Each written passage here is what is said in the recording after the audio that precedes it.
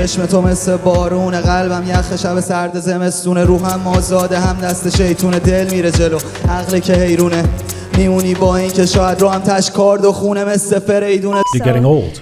Yeah, and I'm sorry, what? بگو که با صدای تو ترانه ای شگفت و ترانده ای شکفت. And I'm not exaggerating when I tell you I haven't danced in 7 months.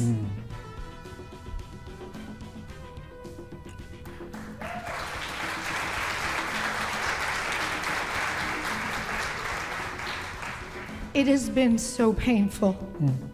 This is just so great to see this happening at the Richmond Hill Centre for the Performing Arts. You guys did see what we were doing here in the streets of Richmond Hill. Yes, of course, and thousands of people in the snow with like prams with babies. I'm like, who are these people? So thank you. I love you. Really, I really love you.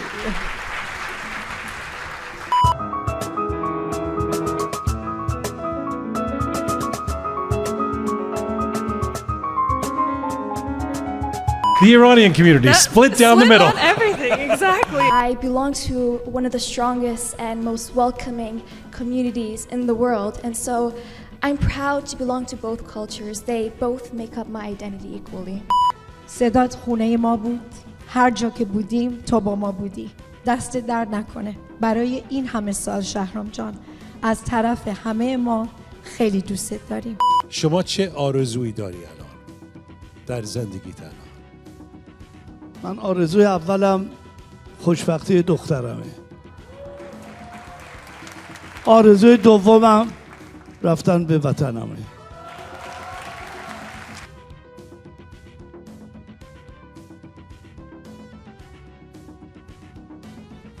خانم و آقایان، این شما و این ژیان قمیشی.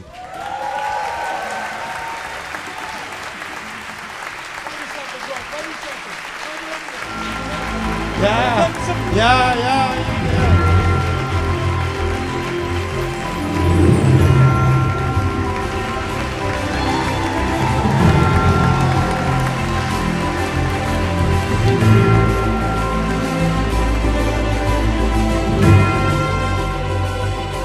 Thank you very much. Thank you.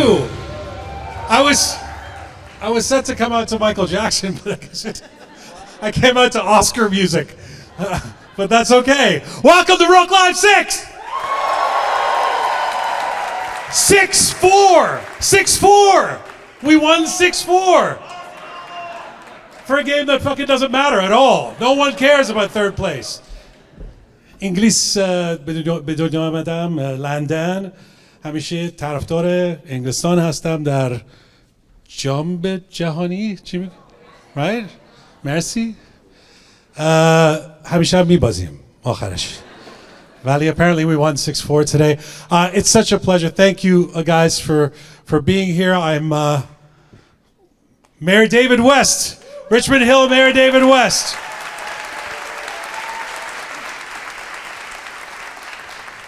چطوری؟ خوبی؟ همیشه خوب؟ سال خوبی داشتی؟ خیلی خوشحالم اینجا هستی. واقعا Michael Parsa's here. He doesn't understand what I'm saying either. Michael Parsa! Bosh up! Bosh up! Bosh up. واقعا I learned the meaning of Bosh Araf with the great Michael Parsa. Also, the only Iranian in the Greater Toronto area who speaks Persian worse than me. I always love when he's at an event because I'm like, oh, thank God. Because he, and قاطی میکنه یه کلمه ایرانی فارسی میذاره کنار این بولش ایران مثلا اینجا بردارم وسط سن اینجا مثلا میگه که guys, it's great to be here. I'm very خوشحال. And dude, I'm so happy that you're here. Thank you for making and honestly, thank you for all that you do. We have a cabinet minister. Speaking of Bosh با شرف سالار غلامی. Thank you for coming, brother. Live in Richmond Hill.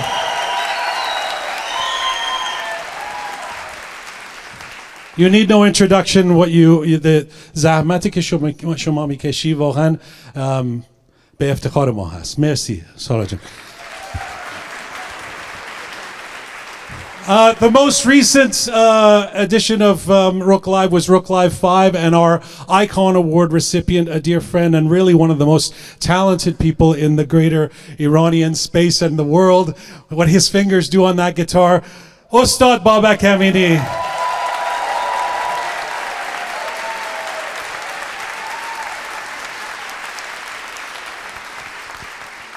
There's so many people here that I want to recognize, and I want to say thank you again for being here. So, the planning of this show was a little complicated. This was originally supposed to be in February. And as you know, we needed to postpone. There needed to be cancellation of events. There needed to be a breather for us to all process what was going on back in the homeland of our brothers and sisters and our families. And there is a sense right now, even as we see the news, that things have gone back to normal. We have concerts, we have events, we don't fear doing those things in this moment. But as you also know, it doesn't mean that the situation in Iran has gotten any better or has stopped. And I want to say just before we officially start the show that my dad was born in Abadan. And my Khuzestan in the house. And I still have my extended family in Ahvaz. In fact, Ghomeshi was a town, and is a town near Ahvaz and Desful. And as you know, Khuzestan, the southwest part of Iran, right now, Junub Iran, is where, and all along the south of Iran right now, is where there is tremendous difficult days being spent. And they are being spent not just because of bombing or an oppressive despotic regime, but water shortages and energy crises and mismanagement and corruption and fires and inflation. And so we begin tonight with a thought for the people in Junubi Iran. Yes?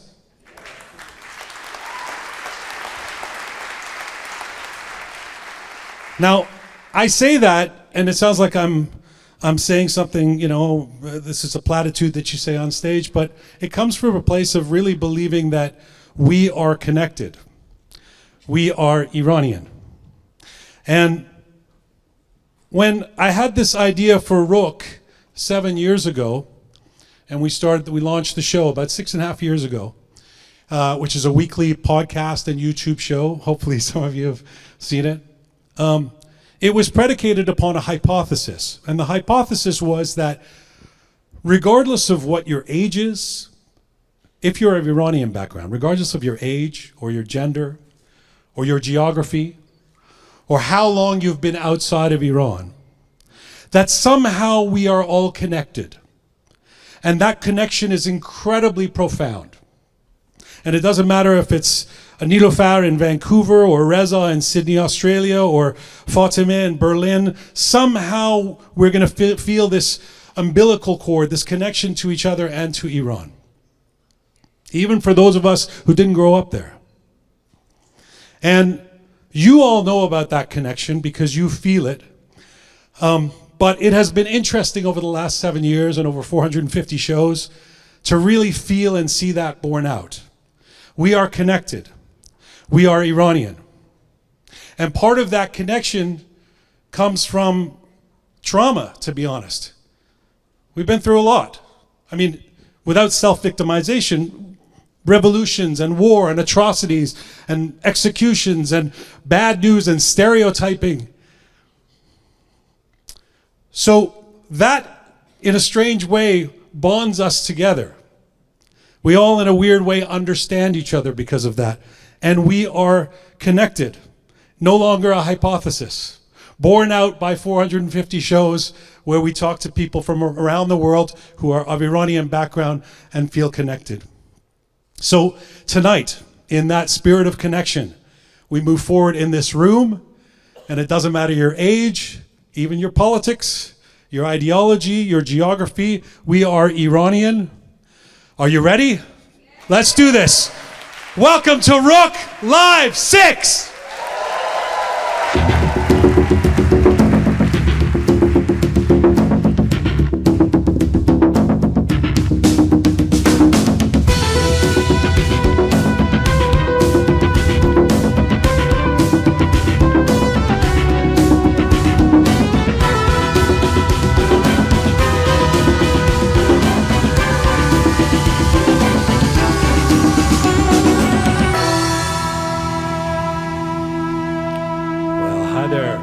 Hi there and welcome to Roqe episode 453, coming to you live from Richmond Hill, the Richmond Hill Centre for the Performing Arts in Richmond Hill, Canada.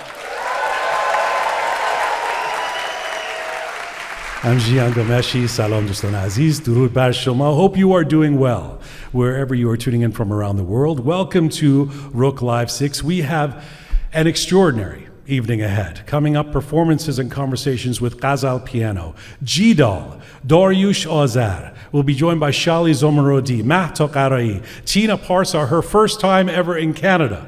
And later tonight, some very special guests will help us honor one of the most influential and enduring figures in the history of Iranian popular music and music, Shahram Shabpareh, with the 5th ever Roqe Media Icon Award.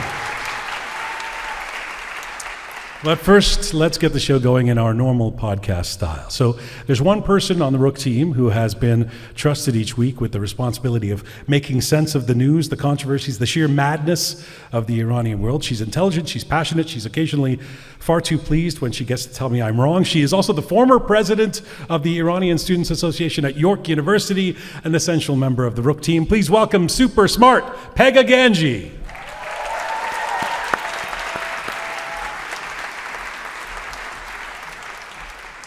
Smart Pegah.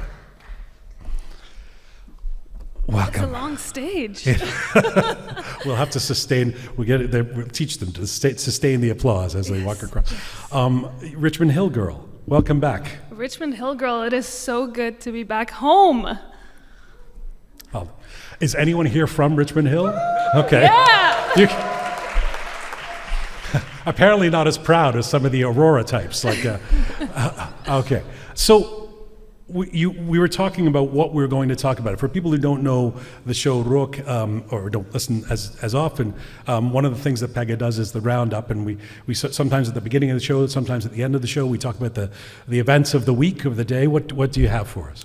Yeah, so actually I was really conflicted when I was thinking about tonight's program. And, as many people here know, and as you mentioned, and we talked a little bit about the show, the Roqe Roundup, what we used to call it when I was on regularly, was about current events and news and headlines and things like that. And, of course, everyone right now has a little bit of World Cup fever. And so, yes, that is current events.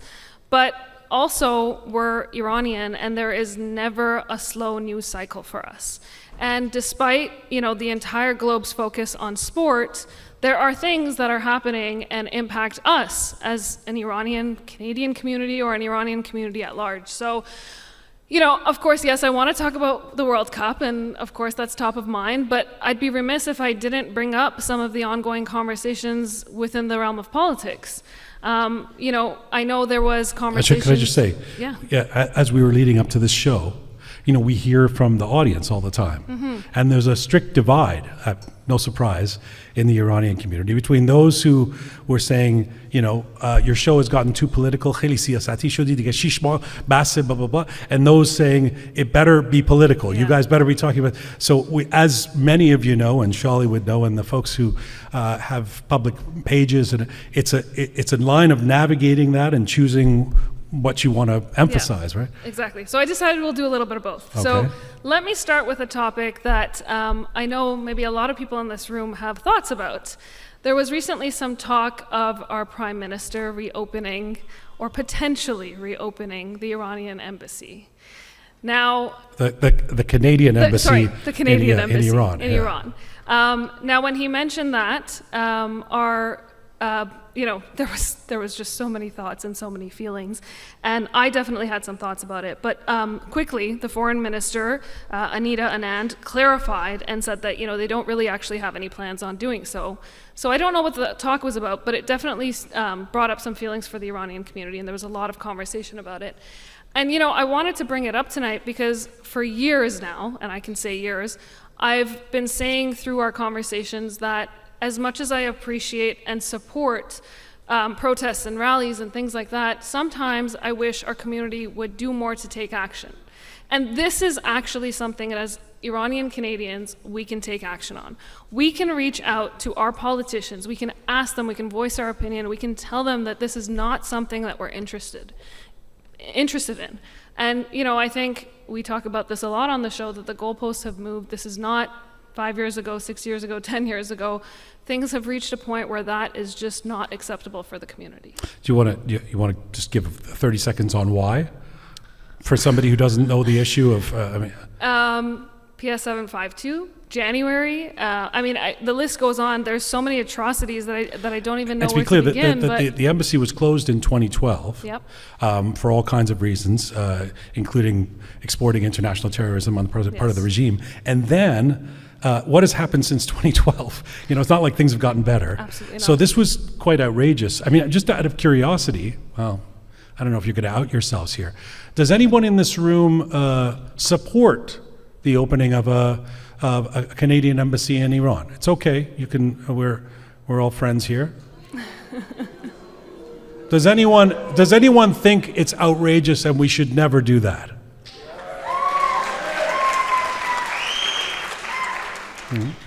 Some people wondering what the issue is. Apparently, well, it wouldn't be a conversation if I didn't bring some sort of stats or information or whatnot. So there was actually, and I don't know, where this poll originated. I think it was more of a social media poll, but I wanted to mention the number just so we could talk about it briefly. There was a question similar to what you just posed, posted on an online forum, and 99.4% of people actually responded in the same way, that they were opposed to this. And some of the comments were actually really interesting. Some of the questions that were asked from the diaspora were, what leverage would Canada retain if they did this? What would an embassy help protect? And what kind of opportunities would this create for the Islamic Republic? Some of the answers were surveillance, intimidation, and interference against Iranian Canadians. Yeah. So just some of the thoughts that some of our community has had because when we open an embassy there and have access there, the reverse is true too. Exactly. You have to open it here, and we talked about this on our Monday show this week. So you said you want to talk about two things. What's the other?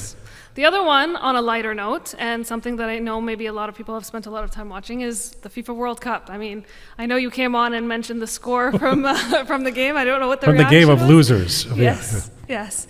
And, yes, the World Cup has been going on for some time, but to connect it back to the Iranian lens, as Iranians, I think we always grew up with football. It's in our blood. I have always worn the color red at home, not to, but... red for Arsenal, right? Sure. So you're Persepolis? Persepolis. Persepolis, okay. Yes. Yes, I'm a Persepolis fan. But what I wanted to say is, living in Canada and growing up in Canada, that wasn't always the case. Football wasn't always popular. I mean, growing up, when I would say football, people would look at me and be like, oh, you mean like the game with the ball that looks like an egg and is brown and they throw? And I'd be like, no, I mean the one that you actually play with your feet, hence football. But anyway, that was some commentary from when I was growing up. But now, in Canada, football has become one of the most popular sports. And I don't just mean every 4 years. There's been a following. If you look over the last 10 years, Canada Soccer has reported that we went from 834,000 participants in 2017 to almost more than 1 million today. And that's not just taking into consideration the World Cup, that's over the last 10 years. Probably a lot of Iranian kids too. Definitely. So thank you. Thank you for bringing the stats. I was going to say one thing about being that we have in common, being Iranian and Canadian, is that, and in my case also English, British citizen, is we always lose early in the World Cup, if we even make it to the World Cup. So it's all about, the World Cup becomes about choosing which country we're going to pretend to be part of. So I'm actually very curious, given that the final is tomorrow. I'm going to ask you who you're supporting. Don't be shy this time, because there's two options: Spain or Argentina. I want to canvass. No, hang on. I want to canvass the Iranian community. This is a cross section, 600 people. This is a good survey. How many people tomorrow are hoping for Spain to win?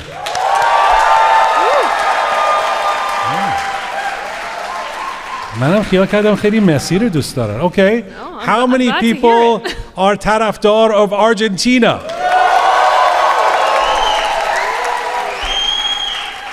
The Iranian community split down the middle. On everything, exactly. I mean, there's not much we can agree on. Pegah Ganji, everybody. Thank you, Azza. Thank you.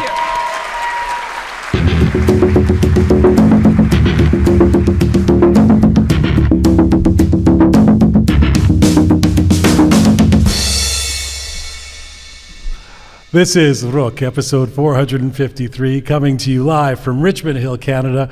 Before we continue, a quick thank you to a couple of our tonight's gold sponsors, Dina Shuraka and Harvey Callis Real Estate, and Beghi Law, Shea Beghi and Beghi Law. Thank you to both of you, gold sponsors. Our first performer tonight has built a devoted audience by taking familiar melodies and allowing us to hear them again in a new way. She is one of our repeat performers on Roqe and a dear friend and a tremendous young talent.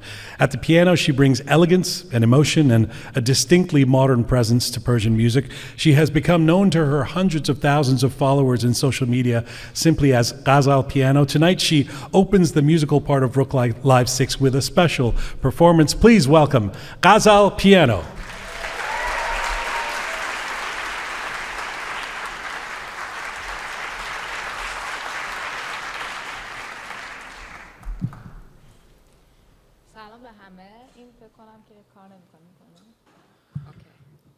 سلام به همه. خیلی خوشحالم که امشب این فرصت رو دارم که براتون اجرا کنم. قبل از اینکه آهنگ که اجرا میکنم براتون آهنگ خودمه به اسم بلومینگ. دوست داشتم که قبلش راجبش صحبت کنم. بلومینگ برای من حس رشد و شکوفایی داره، چون در واقع یه بداهه‌ای از ته دلم بوده. زمانی این بداهه رو نواختمش که در واقع یه دوران سختی رو توی زندگی گذرونده بودم و همیشه بعد از هر دوران سختی من یه حس امید به زندگی ته دلم دارم، مثل فصل بهار که از یک فصل سرد زمستون و اون تاریکی که داره به فصل بهار میرسیم و حس نو شدن، حس امید به زندگی رو داره. بر همین اسمش گذاشتم بلومینگ و این آهنگو چند ماه پیش توی فصل بهار ریلیزش کردم و دلیلش این بودش که هممون یه دوران خیلی سختی رو از دیماه گذرونده بودیم و همش ته دلم یه حس امیدواری و رشد برای ایران عزیزمون داشتیم که واقعا هنوزم این امید و حس رو دارم و امیدوارم که شاهد شکوفایی ایران عزیزمون باشیم.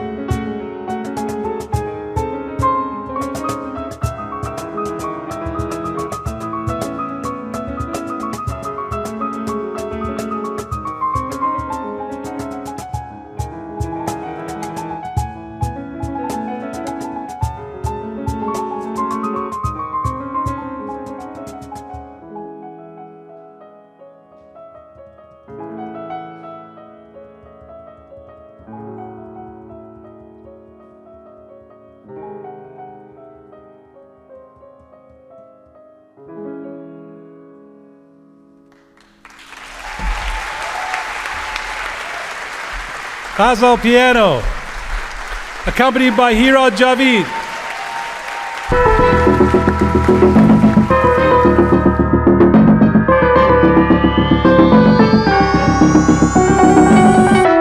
This is Roqe, episode 453, coming to you live from the Richmond Hill Centre for the Performing Arts in Richmond Hill, Canada. That was Ghazal Piano.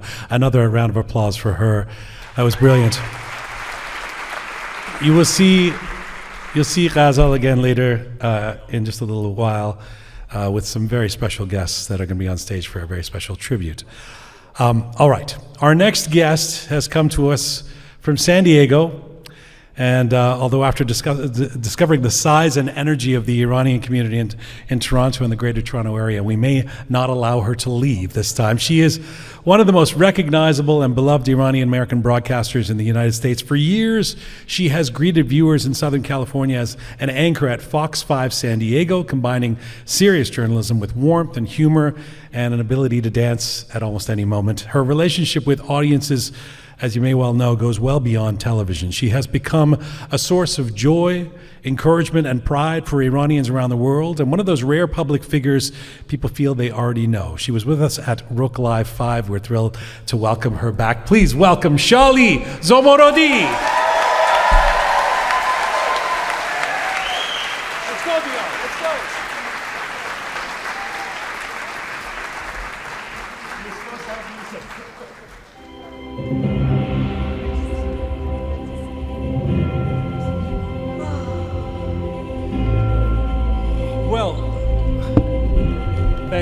Thank you. Well, we had this set up for you dancing, but I think it's just a little bit of a break. I don't. You know, for you to come on to. You know I don't dance anymore. That's it? We're done? We will dance again very soon. We will dance again. I like it. You survived Roqe Live 5. I survived. I'm shocked that you agreed to return. When Shally does this, it's always like on a 12-hour window where you're flying in and you're leaving early the next morning, in the middle of the morning, etc. Thank you for doing this. I know you had some special reasons for coming to this one. Yes, that man right there, Shahram Shabpareh. Shahram Shabpareh. Shahram Shabpareh.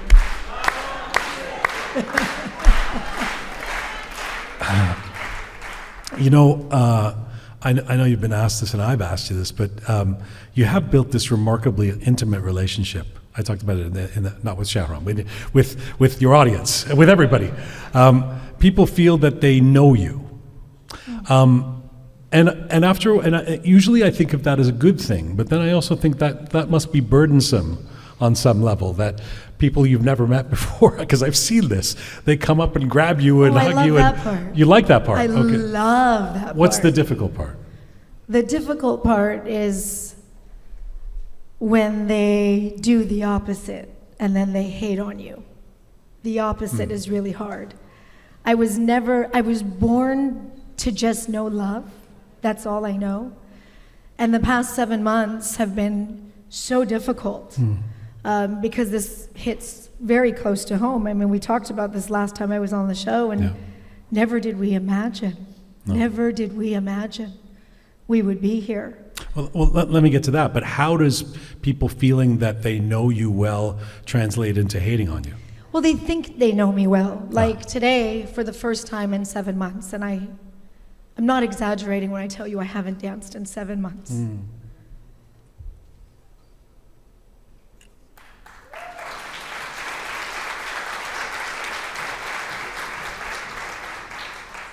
It has been so painful.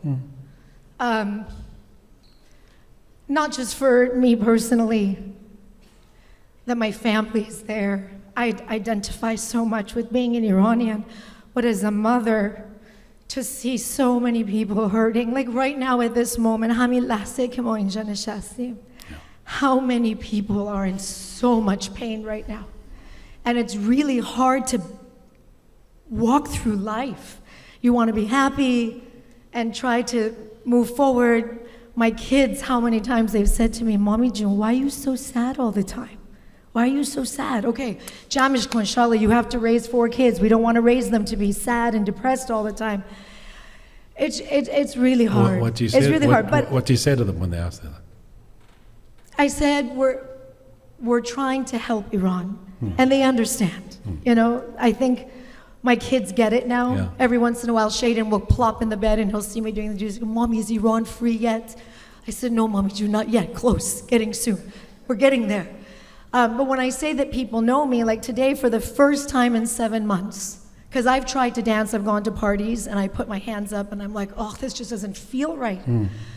But because of that man right there, Shahram Shabpareh, who I love so much, and so much of who I identify with is because of him, the Iranian part of me, we're here to honor him. Yes. So I want to put his song on, and as sad as I am and as hurt as I am, I'm going to dance to his song because that's strength. We've seen our Iranians, brothers and sisters, doing it at funerals, doing it all over the country. And they are not going to take this from me. I'm still going to be happy, and I'm going to dance. And people who think they know me started with the messages underneath the post. Vah, dobare to omadi raqsidi, to faqat baladi beraqsi. And that part that people think they know me, which you really don't. Yeah.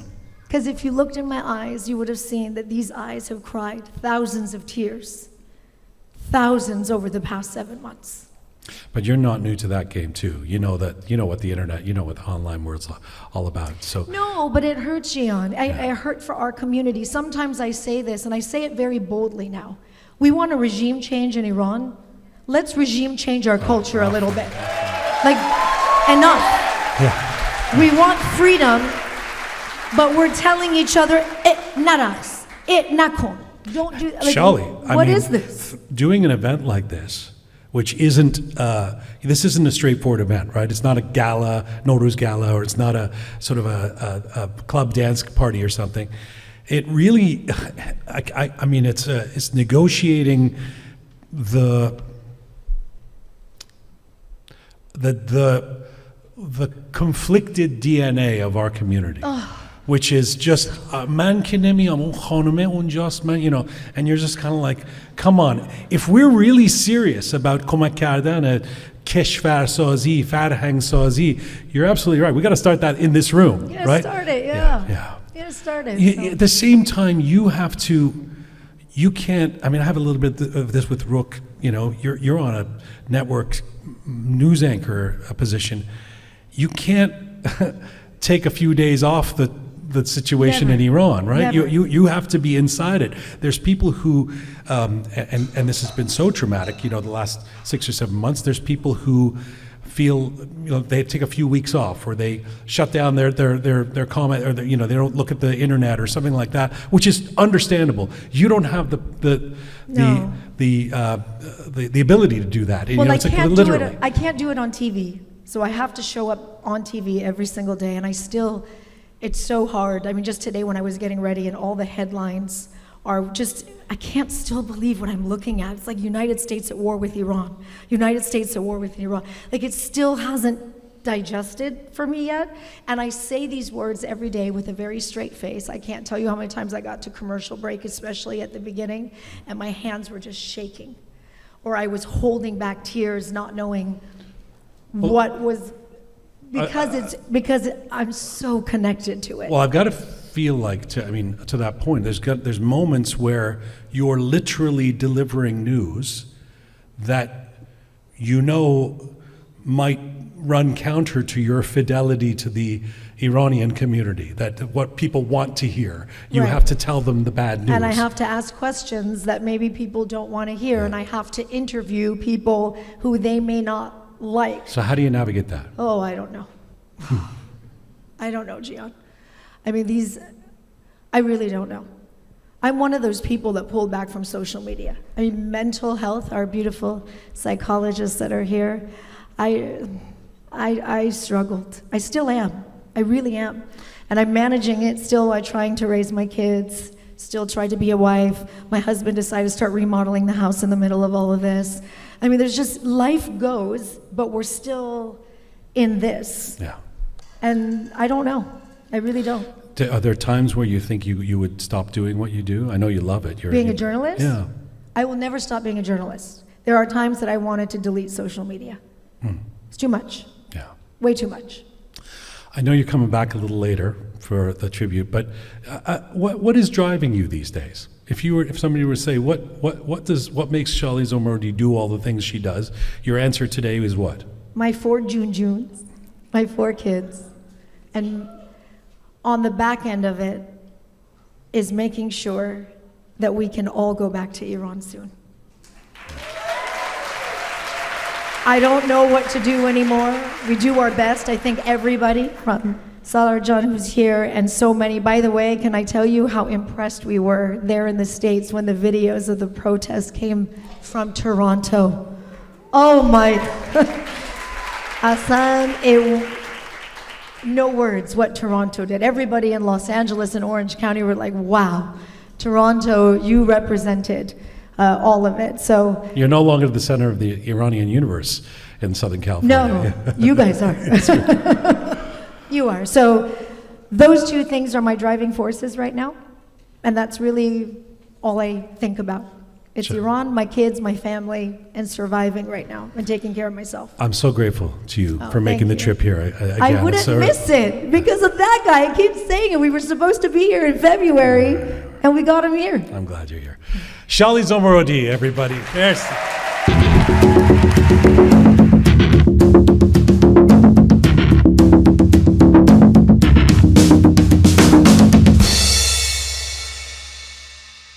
All right, this is Roqe, episode 453, coming to you live from Richmond Hill, Canada.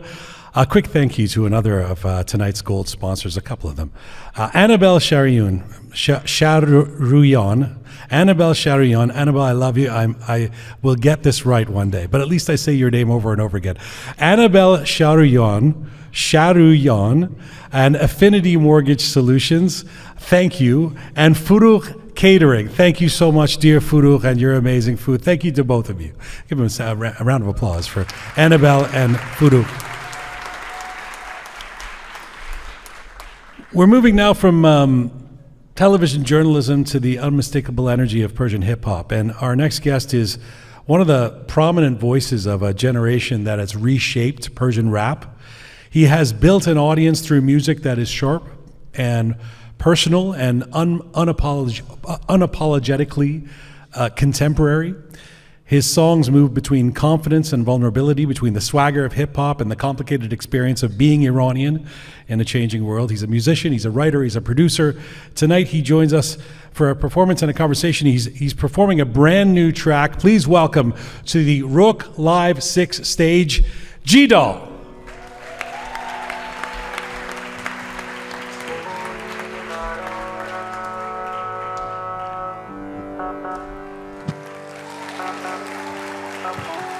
سلام به همگی.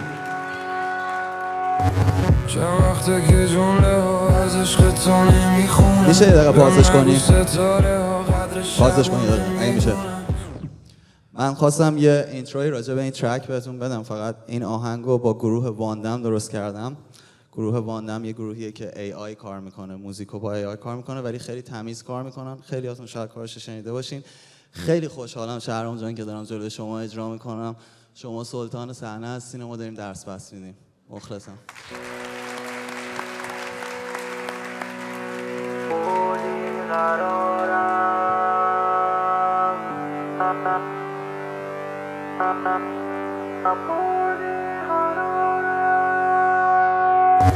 چه وقته که جمله ها از عشق تو نمیخونن، بهم نگو ستاره ها قدر شبو نمیدونن، آسمون شهر من قرمز رنگ لبت، من دیگه منتظر معجزه ها نمیمونم، عشق تو مثل بارون روحت مثل پروانه ها، تعبیرت پریدن بود چون هر دفعه از خواب ما تن تو تابستونه تو سینه یخ زده دل، تو سکوت قلب من خنده تو تنها صدا بردی قرارم، نه نه نه نه نه شدی نگارم، نه نه نه نه نه نه من شب تارم، نه نه نه نه نه نه تویی ستارم، بردی قرارم شدی نگارم، من شب تارم تویی ستارم، تن تو زور تابستونه، قهر تو تلخی زندونه، چشم تو مثل بارونه، قلبم یخ شب سرد زمستونه، روحم آزاده هم دست شیطونه، دل میره جلو عقل که حیرونه، میمونی با این که شاید رو هم تش کارد و خونه مثل فریدونه، دنبال عشقم و رویام و پول، قبل تو کردم این دنیا رو تور، نیمونم پشت هیچ در بسته ای از اونام که وا میکنن قفلا رو زود، رسیدم توی سرم چون دیدم یه رو راکستاری شغلم شو میرم، کلی آدم شده الان مریدم بدون ولی من همه آدم رو بریدم، هر بار تازه میشم زخما، میخوام همه برن تو بمونی تنها، فردا چی میمونه از ما، نمیمونیم مثل موج دریا،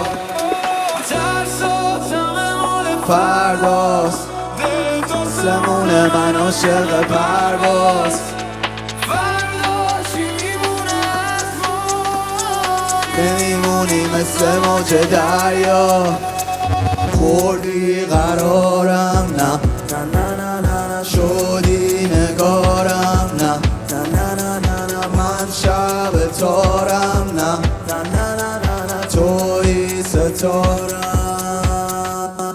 خوردی قرارم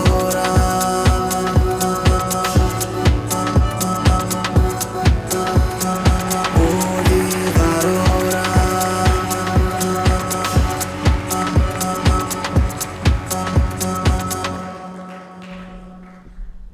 Gila!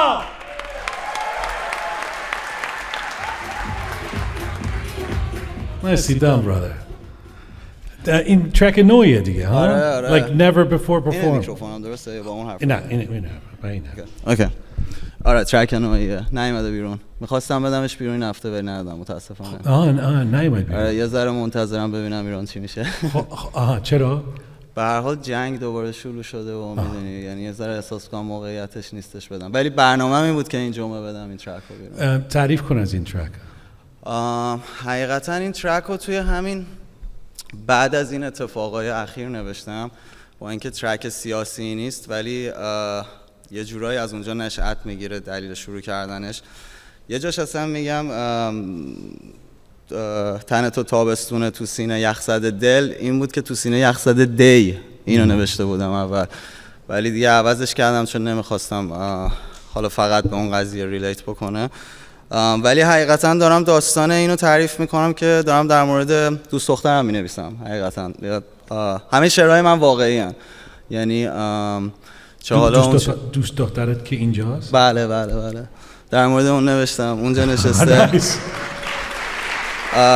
دلیلی هم که نوشتم اینه که به هر حال زندگی به عنوان مثلا آرتیست هیپ هاپ ایرانی خیلی کامپلیکیتده و خیلی سخته و بعضی وقتا کانسکونس های عجیبی داره و کمترینش اینه که صبح خواب بیدار میشی اسم تو لیست مصادره امواله و خب اون کسی هم که با تو هستش این فشارها رو تحمل میکنه و یه جورایی این به عنوان تشکر بودش که توی این زندگی که این همه بالا پایین برای ما داره و شاید عاقبت اون کارد و خونه مثل فریدون تو موندی با ما. بذار این سوال به انگلیسی بپرسم که make sure I get it right. It's interesting to me that you talk about the politics of the last 6 and 7 months, Yeah. and you've had some political tracks. track‌های سیاست خیلی زیاد.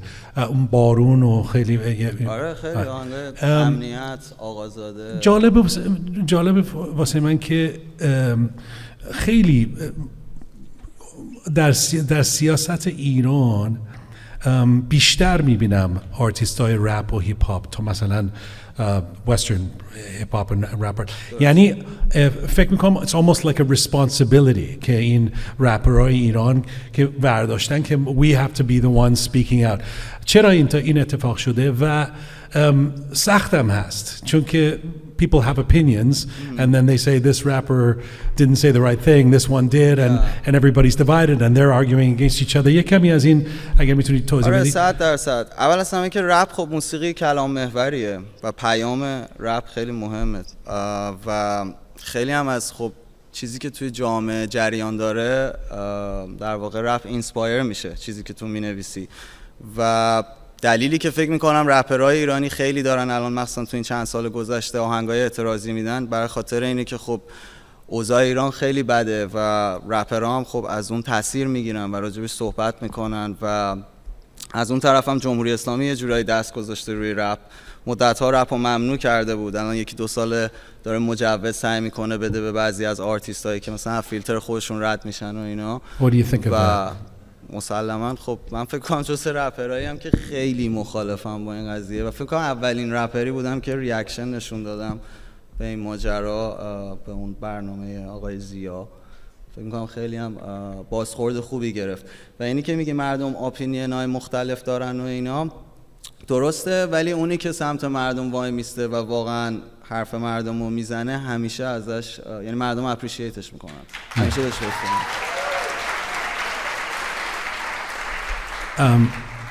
I wanted to make sure that I got this in. شما داری یه برنامه میسازی که it's like a rap, it's like American Idol but of rap, of Persian rap. شبیه امریکن آیدل نی، ولی آره یه دونه تالنت شو برای اختصاصی برای هیپ هاپ فارسی توی کانادا.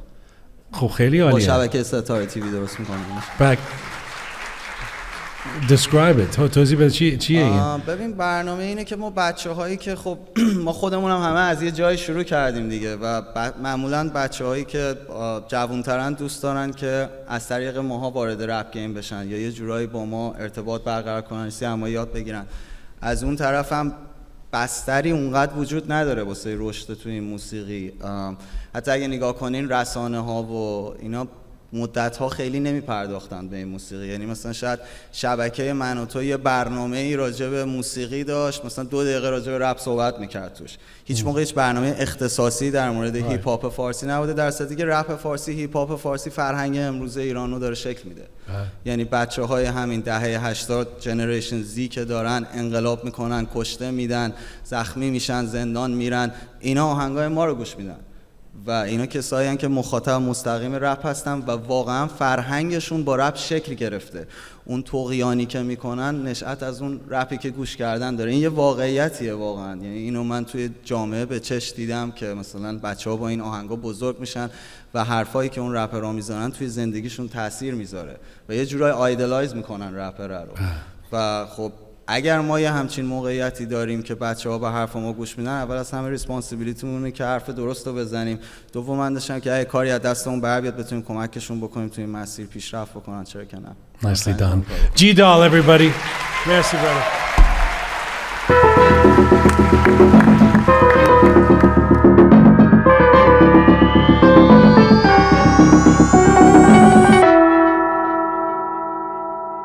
This is Roqe episode 453, coming to you live from Richmond Hill, Canada. Come on.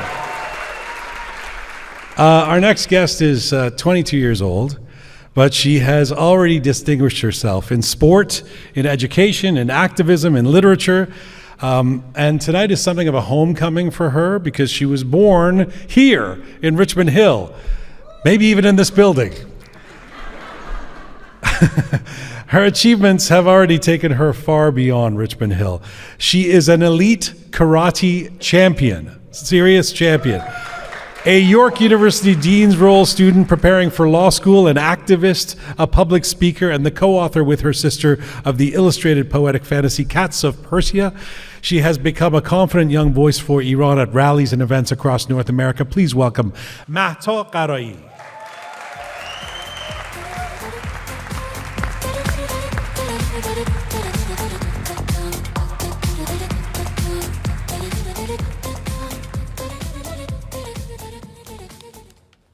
Well, hello. Hello, and no, I wasn't born in this building, FYI. Were you born near this building? I was at Mackenzie Health, whatever it's called. I think the name changed. The hospital? Yeah. That's very near this building, Very actually. near this building, yeah. How does it feel to make your return to Richmond Hill? Oh my God.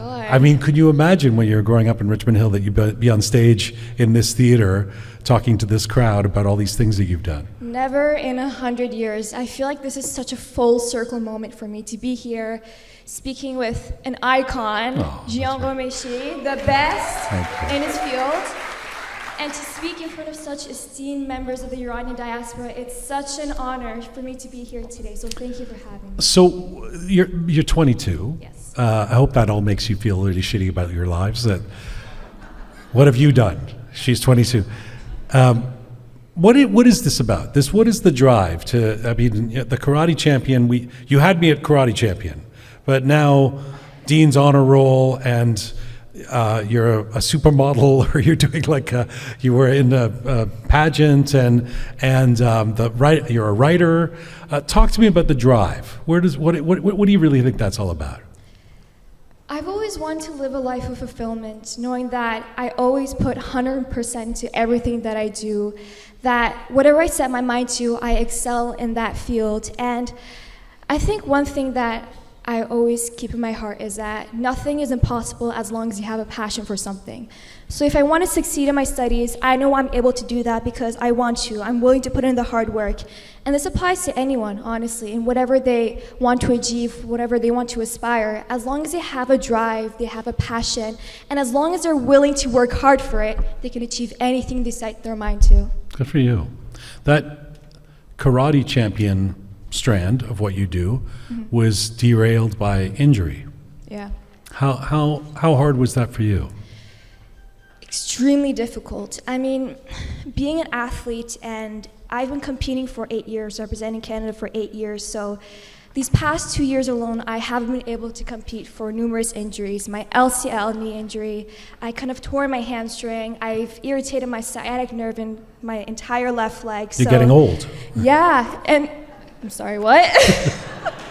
I guess you can say that, but it was really hard, not just because I missed competition, but it was hard for me to use that as a time of reflection, use that as a time of working on other things that are also important for me. Like I took that time to focus on my studies, but at the same time, I had to come to terms with, what, as an athlete, you're obviously gonna experience these barriers, these challenges.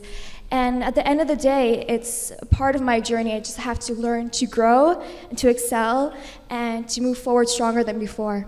It's interesting because you're, I'm not fixated on the age, but you are young in almost everything you're doing, but not necessarily in sport, right? In karate, this is peak years, right? Yeah. In a few years, you'll be a veteran karate person. So that you're wearing different hats in terms of where you are on your journey, right? Exactly. And when we're talking about peak age, it's actually funny because we don't necessarily have a peak age. It's unique for every person. Like personally for me, I think my peak was when I was around 16, 17 years old. And I've seen other athletes, they peaked when they're in their late 20s or even early 30s. So it's unique to every person. You can peak in karate in your late 30s? Well, I've seen people who are at the top of their career and they're, fathers, they're mothers, they have children. Right. And so it's really interesting. And I think this is something really special about karate because it's not about age or physical abilities. It's also about your reflex, your competitive mindset, and your ability to train. I think that's so important. I've said that one of the things I've learned by interviewing great athletes over the years is that they do tend to, in some ways, be great at other things, partly because it takes so much discipline to be you, to be a karate champion, that when you apply that somewhere else, if you bring those same tools to law school, it's not a surprise that your drive will move you forward. Would that be correct? 100%. I mean, the skills that I've learned through karate, well, let me put it this way. In sports, in general, we are taught principles like integrity, confidence, courage, discipline, resilience, and also time management skills.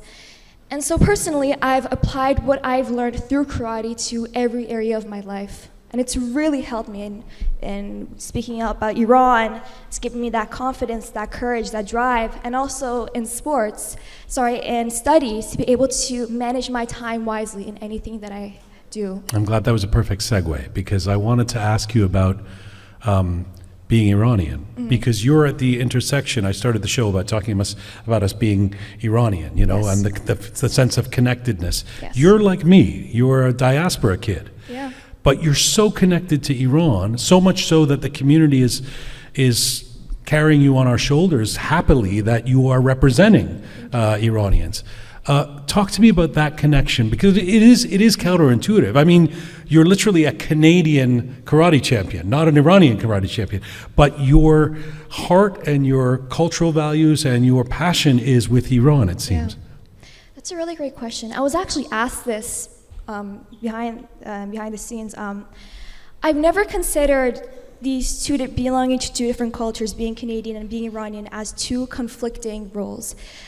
I'm obviously Canadian, born and raised in Canada, and I come from Iran. It's my ancestral homeland, and it's a really important part of me. And growing up, my parents raised my sister and I, because my sister is actually born in Germany. They raised us in a way in which we were born with Persian values, understanding Persian values. We learned about our history, about our culture, and it's really funny because I think I get the best of both worlds. On one hand, I have the privilege, I'm grateful to be able to have the opportunities that Canada gives me. I'm able to have the freedom of expression, the freedom of rights, in which people in Iran obviously, unfortunately, don't have. And also, when I come from that place of being Persian, I belong to one of the strongest and most welcoming communities in the world. And so I'm proud to belong to both cultures. They both make up my identity equally. Nicely said. Sure.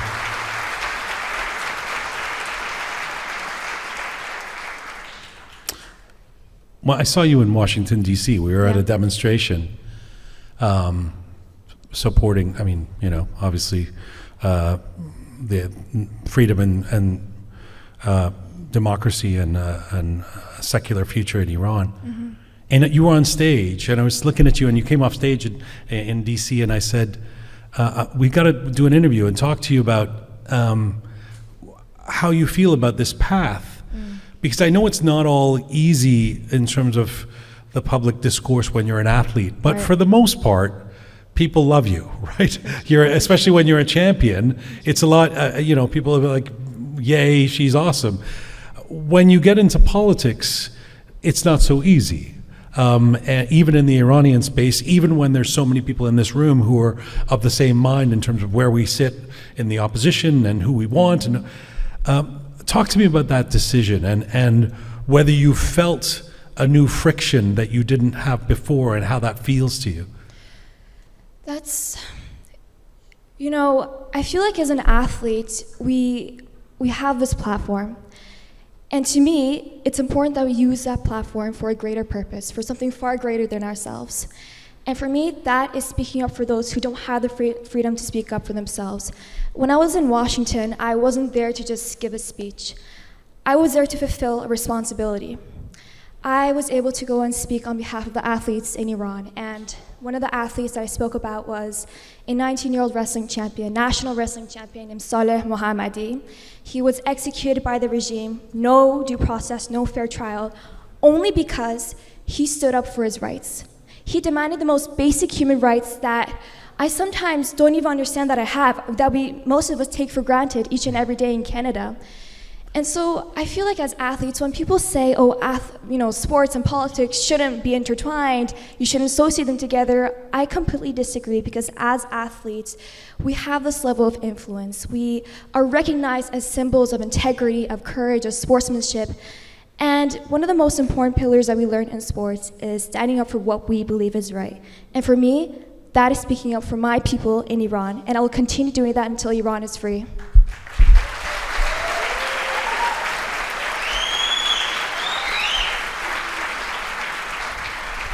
I'll ask you very quickly, because we're running out of time, about Cats of Persia, this book you wrote. Am I saying it right? Perfect. Cats of Persia. Persia. I see, because it's spelled P-U-R-C-I-A. Yes. This book you wrote with your sister, how did a 200-page fantasy told in rhyme come into being? Yeah, so very quickly, it started as a very fun, creative project between my sister and I in 2022, but we feel like after these recent uprisings, it's got a whole other different meaning. And in our book, it's very much on the surface, a whimsical, fun adventure tale about these cats in a city called Persia. But underneath, it's an allegory about themes like identity, resilience, hope, exile, cultural memory, intergenerational trauma. And also, what's really interesting about this book is that it's told in all rhyme. I think that's kind of like, it's because we drew the story on Iranian culture, because poetry is a very essential art and very well-known art in Iranian culture. And we feel like that this book will really resonate with the audience, not just Iranians, but also the international audience, because we hope that through the story, we want to share the message that light always defeats darkness. And it's going to be released in late September, so please read it. I'm sure you'll enjoy it. All right.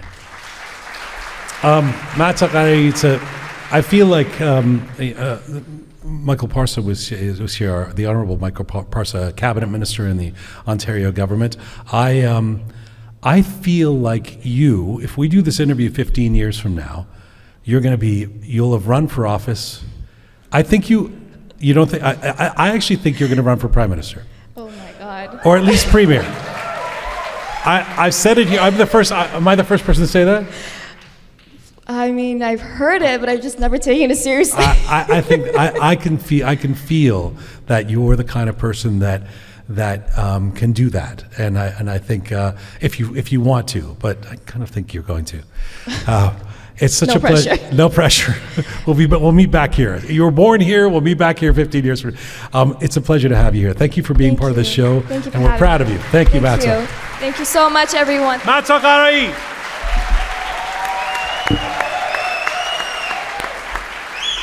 A thank you to a couple more of our sponsors tonight. Our silver sponsors, Persian Empire Distillery, the best based in Peterborough. Persian Empire is an innovative Ontario distillery that brought Arak Sagi to the LCBO.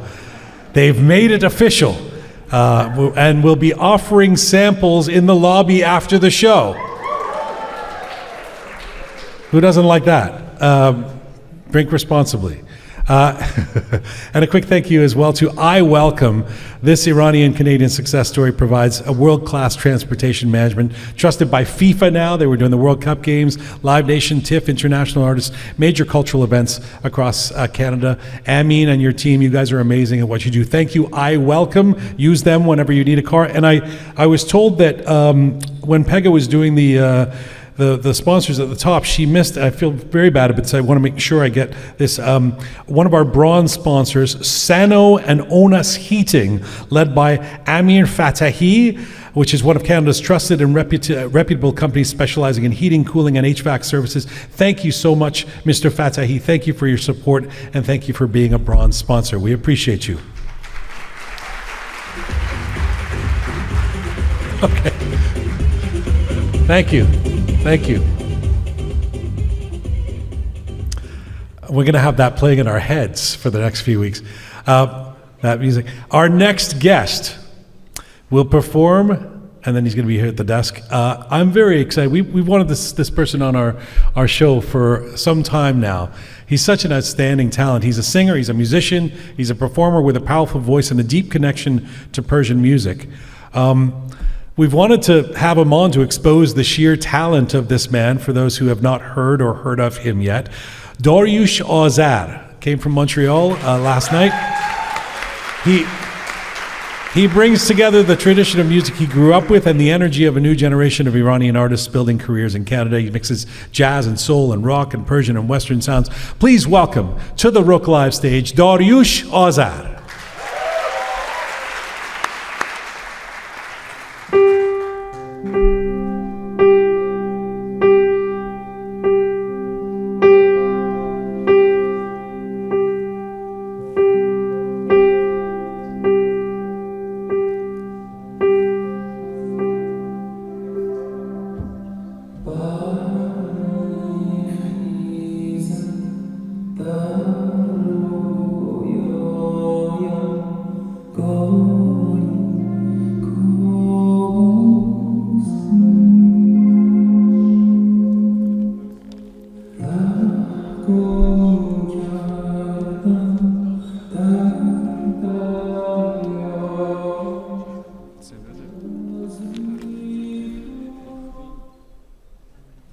I think we want the version of that video without the sound, right? Is that I was like, wow, he's a magician too. We can hear him playing, we can see him, and yet چقدر هنر داره این مرد. Do you need me here or Okay, so اگر میتونیم بازم شروع کنیم. چی شد؟ میگن که ویدیو رو سایلنت کن. ببین ویدیو رو کاوه جان. ویدیو رو همینطوری we can play the video again, just turn off the volume. How about we do that, all right?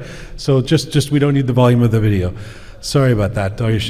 Let me do this again. میشم ویدیو رو سایلنت کنم من براتون بازیش کنم.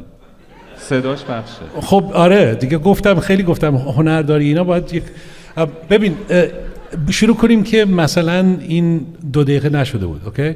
Ready? Ladies and gentlemen, please welcome to the Roqe Live stage, Dariush Azar.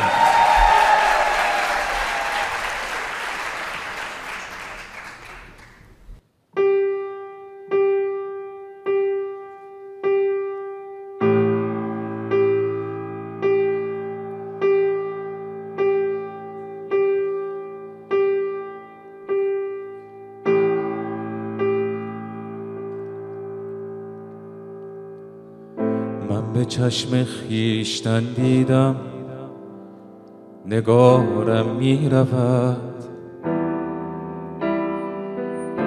سرخی رخسارم از دنبال یارم می رود من گرفتارم به طوفان در دل دریای یار من با کشتی نور از کنارم میرد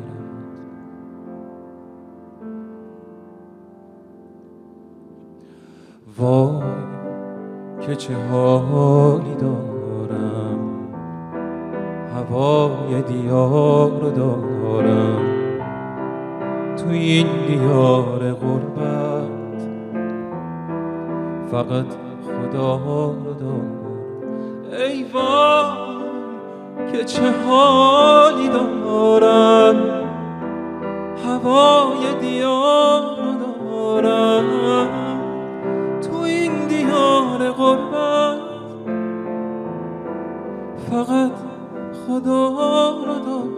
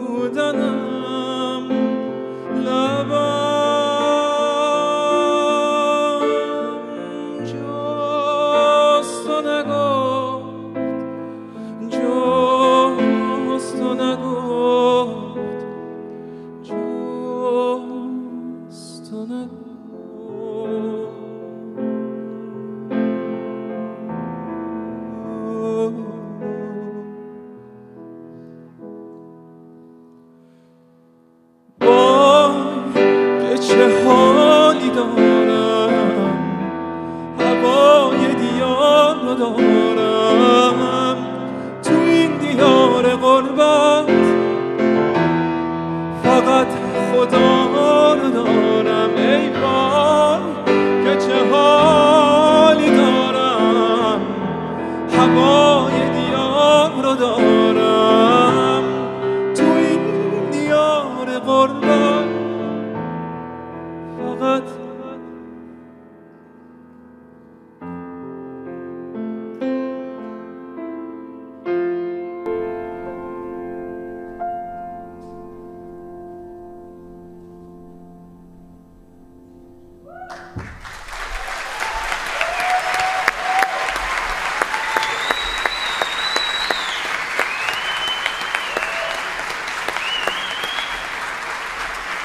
داریوش آذر. سلام به همه. این دو اندازش خوبه؟ اوکی. عالی شد. یه اتفاقی منتظر ببخشید. This show has it all. Merci Komadi. Thank you to you for coming from Montreal and doing this. That was an interesting choice. It was very moving. It was very beautiful. Tell us the story of that. Sorry, I apologize for speaking Farsi. 2 سال اومدم دیگه. ما ایران کلاس زبانمون خیلی بده. نه اتفاق. از اول به خدا اصلا اگه مدرسه کلاس زبان نداشتیم بهتر بود میگیریم. آلمانی بهتره. خب به زبان آلمانی جواب بده اگه میتونی. متوجه میشم. Of course. میخواستم داستان این سانگ بشنوم. شهرام جون سلام. خیلی خوشحالم که در خدمتتون هستم و امیدوارم دوست داشته بودین. فارسی خوب نیست. فرانسوی چی؟ نه. مونترال چون زندگی میکنم. ولی یه چیزی که بر خودم جالب شد این که حالا این تصویر رو ما ببخشید که غمگین بود ولی واقعیت بود. خودم 2 سال پیش تجربهش کردم و توی کنسرت دقیقاً برای آهنگ برفتنت بگو اجرا میشد و داشتم این فکر میکردم که چقدر جالب ما همیشه آهنگ دیا رو همین حسه رو داشت که تو آهنگ برفتنت بگو که احسان آهری شعرش رو گفته و دقیقاً خیلی بر خودم این شکلی بود که اون نسل اولی که مجبور شد از ایران بره به خاطر سرطانی که اتفاق افتاد تو ایران و امیدوارم من آخرین نسل باشم و اینکه من این اتفاق افتاد برام سعی کردم این دوتا رو با هم وصل کنم در طول این نمیدونم شهرام چون فکر کنم 40 و خورده سال میشه و امیدوارم که دوست داشته بودین دیگه. ولی خب چیزی که برای خودم مهم بود این که وصل یک چیزی که کسی که لژند بوده برام و این تاثیر رو روم گذاشته وصلش کنم به آهنگ خودم با این کانسپتی که تو تصویر دیدیم. Beautiful.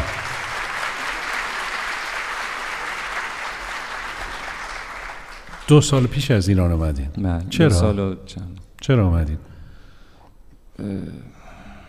اشتباه کردم. ببخشید. واو. مایکل پارسا هنوز اینجا هست؟ واقعا خنده هم عصبیه ولی جنگ زدم. منم دیگه نمیتونستم تحمل کنم. ممنوع کارم شدم به خاطر یه آهنگی که یعنی اولین بار بود که یه آهنگی رسمی منتشر میشد با 2 صدایی با صدای خواننده زن. یعنی اگر اتفاق میافتاد کار منتشر نشده بود. خب ولی آره شاگردم بود و خیلی صدای خوبی داشت، مهیا حامدی و اونم الان برکلیه و آره این آهنگه باعث شد که ممنوع کار بشم. اون دیگه خیلی بهم فشار آورد ولی جدای اون کلا از حالا فکر کنم تو سال بعدی تو بشه نه که بخوام بگم. چه موزیک شما خیلی متفاوته، یعنی نمیتونم I can't pigeonhole it. نمیتونم بگم this is a pop artist, this is a jazz artist, this is a and some of your music is ethereal. Ethereal نمیدونم میدونی چی. Talk to me about that. چرا مثلا خب ethereal که آسون نیست. چرا منو مسخره میکنی؟ ethereal واقعا میدونی ethereal سطح هم بدوه اینی که میگی نمیدونم هست اگه هست میدونم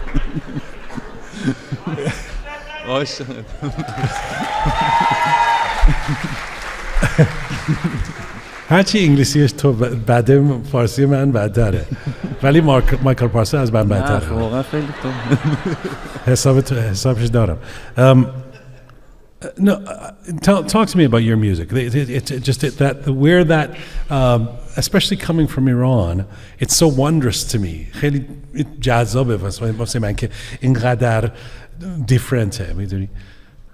ببین آره واقعیت اولا که باز دوباره به این برمیگرده که ما تنها الگوی شنیداری که داشتیم موزیک اولد پاپمون، یعنی در واقع دوره موزیک اولین باری که موزیک پاپ در سطح جهانی واقعا شکل گرفت با موزیکای شهرام شبپره، ابی گوگوش و این تنها الگوی شنیداری ما بود و هیچ چیزی به جز و ممنوع بود و هیچ چیزی جز موسیقی کلاسیک ایرانی تولید نمیشد، موسیقی سنتی. یعنی از یه جا که اونم ممنوع بود و بعد اجازه دادن اون باشه و هیچ موزیک پاپی نبود. وقتی موزیک پاپ دوباره شکل گرفت با اون الگوی شنیداری مثل شادمهر عدلی، یه اولاش محمد اصفهانی، خشایار اعتمادی، اینا رو اگه شنیده باشی و یهو تو نسلمون اینجوری شد که خب یه چیزی باید به این در امروزی تر بودنش تفاوتی باید ایجاد بشه. این باعث شکل‌گیری موسیقی تلفیقی شد. یعنی یه سری بچه‌ها جمع شدیم و شجاع نوری که صدا بردار اون هست که از اولین ها و داداششون تاها دنگشو و بعد آره که من با دنگشو هم بودم اول از همه و بعد با پالت با دال گروه های تلفیقی که شکل گرفت ماها سعی میکردیم که یه چیز جدیدتری که بهش گفتن تلفیقی تحت تاثیر از اون موزیکی که داشتیم، الگوی شنیداری که داشتیم و یهو مجوز دادن به این، البته به دنگشون نخورد ولی به پالت موقع که شکل گرفت اون گروه های زیرزمینی رو گفتن که میتونن اجرا بکنن. این باعث شد که خیلی یهو اتفاق به هر حال نیاز داشتیم، یعنی اصلا اجازه یعنی چی؟ ولی وقتی اجازه نمیدن تو زندانی کاری نمیتونی بکنی، محدودی. این اجازه یعنی تازه وضعیت نرمال شد و ما تونستیم موسیقیمون رو به گوش مخاطبا برسونیم به خوبی. من خودم مستقل که شروع کردم سعی داشتم یه چیزی حالا بعد اون باشه. اشتباه هم اینجا بود. I think what you're doing is really cool, man. Vabogan, I hope you come back soon. If you haven't seen Dariush in concert, it's quite an experience. He plays contrabass, stand-up bass, and sings, and plays a drum kit at the same time sometimes, and piano, and it's a real joy. Merci که اومدی، merci که خیلی ممنون از اینکه دعوتم کردی و ممنونم. به امید دیدار. داریوش مرسی از همتون.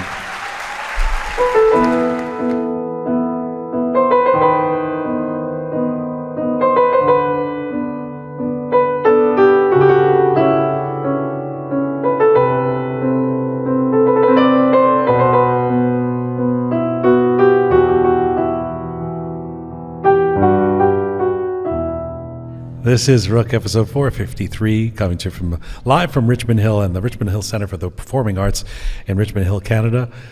Beautiful theatre here. Before we move to our final guest, before we get to our tribute, I want to also thank a couple of bronze sponsors. Ontario Camera, which has grown from its Toronto beginnings into one of Canada's leading rental houses for motion picture and production equipment.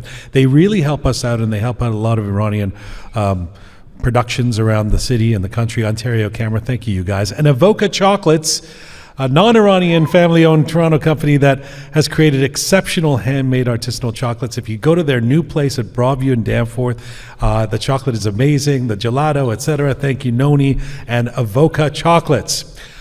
Okay.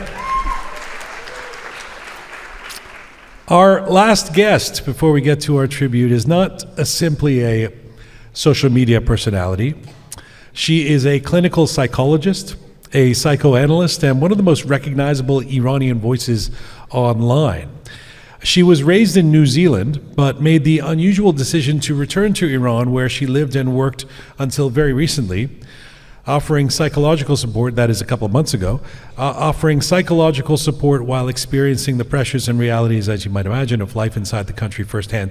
Through her online work, she has built a vast and intensely engaged audience by speaking candidly about relationships, about mental health, sexuality, social expectations, and the emotional complexities of being Iranian.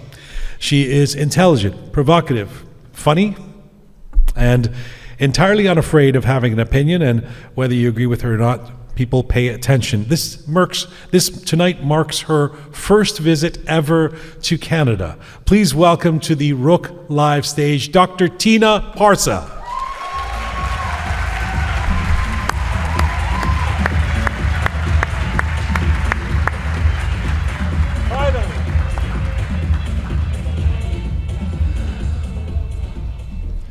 Well, welcome. Thank you. Hello, hello, hello. We have spoken a few times on our program. It's always been virtually. I've never seen you in person, literally. And this is your first time in Canada. Give us your initial impressions of Tehran and what you're witnessing in Canada. Oh, I fell in love with the people of Toronto after the protests. Basically, like I was just in tears watching you, because I'm just obsessed with Iran and Iranians, and you guys giving so much love in that snow, like. So you would have been in Iran at that time. Yes. So you guys did see what we were doing here in the streets of Richmond Hill. Yes, of course, and thousands of people in the snow with like prams with babies. I'm like, who are these people? So thank you. I love you. Really, really, I really love you. I think you fall into one of those categories where the people who follow you feel like they know you really well, but then there's a group of people, I'm sure tonight, who may not know you yet. So in a nutshell, if you were to describe what it is you do, or your journey at least, what would you say briefly? Yep. So basically, I was born in Iran, moved to New Zealand when I was 10, lived there for many years, 18 years. At 28, I decided, I went on a journey. I was just started my PhD in genetics. And then I was like, I've been a nerd all my life. I want to travel the world. So I traveled, and the last destination was Iran. And I always was obsessed with Iran and Iranians. I will explain to you later. But I went there, and it was supposed to be 2 months, then it was 6 months, then it was 1 year, and my parents were like, what are you doing there? We have absolutely no family. I had no friends, and there was just something pulling me to stay. So I stayed, and I stayed for 10 years, 11 years. And watching that video, like I was crying there, because I actually just a few months ago when I left, I made a video. I didn't know what was going to happen. It was after the protests and a few days before the war, because of certain things that had happened. I decided to leave for now, and I made a video from my house and saying goodbye to it. And I didn't know when I'd be back. So that video took me back to my own video. I remember packing my suitcase. On one side, I was like, okay, I don't know when I'm going to be back, so let's take everything I really need. On the other side, I was like, no, don't take these things. You're going to be back soon. So yeah, very conflictual. Tina, we were in touch in the beginning of the year, around January 8th and 9th, all of that. You were still in Iran. Yeah. And you were saying, hopefully I'll get there. We didn't know about passports and things like that at that point to come and do this show. And some of the situations you've been through. But you said, I have so much to say. And I'm sure we can't do it justice in 10, 12 minutes here, but if you can, because this is what you do as a psychologist, and talk to us about what you believe what has happened in the early part of this year in Iran did psychologically to Iranians inside Iran, what you have learned from your practice, let alone those of us around the world. About how I see the population, what's going on with them, the people inside Iran psychologically. Yeah, what it did to the emotional health of our global community and particularly those inside Iran. So I start from the negative. So basically, living under circumstances whereby there's a lot of things you don't like, but you cannot make any change. What does it grow in you? This sense of helplessness. So, you try and you've done so many things, but it doesn't get anywhere. So there's this deep-rooted helplessness in the people of Iran. I know this by sitting in therapy with them, and I know this by helping, working with them a lot of the time. So many times I give opportunities, but because there is this sense of helplessness, even at work, many times I see people self-sabotage because the psyche has been set in an environment where it thinks there's no way out, This opportunity, I can't trust it, It's not going to Is that universal? I mean, do you see a difference in the generations? Are younger people more hopeful or less hopeful? Obviously, the less you've tried, so younger people, maybe they have more hope because they haven't been through, so many years of trying and trying and trying. That's why you see the older population are less, motivated in doing anything, right? So there is that helplessness. That is the negative side. And they have learned helplessness is a scientific fact. It's a psychological phenomenon that learned helplessness. Helplessness, yes. So they've done many studies on this. When you're trapped in a situation where you cannot make change, essentially you will step into this feeling of helplessness. So that is the negative. But the positive is I've sat with the Iranians, both the diaspora and people of Iran, in therapy for many years, and psychoanalysis is very deep. It's not just your cognition, but it goes into your unconscious and goes into your collective unconscious. And I've seen a huge shift. I think Iranians have already been liberated. We are already there. Wow. But we just haven't seen the reflection on the outside. And I think we will. What's an example of that? What's an example of that? So I will give you a simple example. When people come to me for therapy, regarding their relationships, things aren't going well, he's not treating me well, I'm never seen, I'm never heard, blah, blah, blah. I'm instead of trying to figure out what you need to do in the relationship, go inside, what is your relationship with yourself, right? If you shift your consciousness on the inside, without you even realizing it, people will start to treat you differently. So same thing happens at a social level.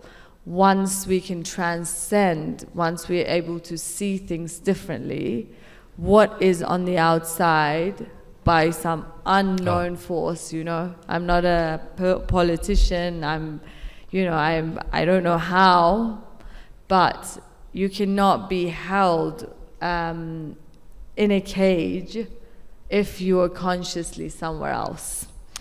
That is positive. The idea that people are more emancipated already, it's just a matter of making the change. I mean, Making it happen, yeah. You said something to me on the phone a few days ago that I thought was really interesting, that I thought is worth sharing. Because I know you get asked, you know, why are you going? You're going to go back to Iran, you think, and you get asked, why are you going to Iran? And there are some people who have opinions about that, you know, about whether people should go back to Iran and work there or not, etc. You said something interesting, which is you said Iran is changing so quickly inside the country that people don't know exactly what it's like there. Even forget people who haven't been there for decades, or, you know, since the revolution happened, that first wave of massive immigration. You said even people who left a couple of years ago don't know what the way Iran that you see it right now. It's changing that much. Talk to us a bit about that, Okay. because Yeah, I think I do need to talk about like me going back to Iran, because it's always a question mark. So first of all, I think as a child I was always in love with this country and its people. So I remember even before I immigrated, my parents used to throw like karaoke nights, and after a while I would like take the microphone and I'd be like, what is this shallow music? Ey Iran, ey Marz Polka, and they're like, who is she, like this 6-year-old? And you know, always had this like really deep feeling for this country. Or I remember when I moved to New Zealand, once I was sitting at the back of the car, my uncle and my dad were having a conversation about Iran, and my uncle said, "This kharab shode, in kharab shode," like that's the word he used for Iran. I was like furious at the back, crying and like shouting, and why are you calling my country like this name, right? So I come from that, and a famous psychologist, Rogers, says, you know, each one of us, when we are born, we are like a seed. And this seed, if given unconditional love, will self-actualize into what it's meant to be, what it's meant to become. So one person might be a rose, one person might be, you know, a pine tree, or, you know, a cucumber, whatever. So I think that seed within me there was something that, like a magnet, takes me to Iran, like a purpose. So it's not always pleasant, you know. It's not like, oh, my quality of life is so much better there, or I have this like rich father and I live this like really convenient life. A lot of the time I cannot talk about what happens to me there.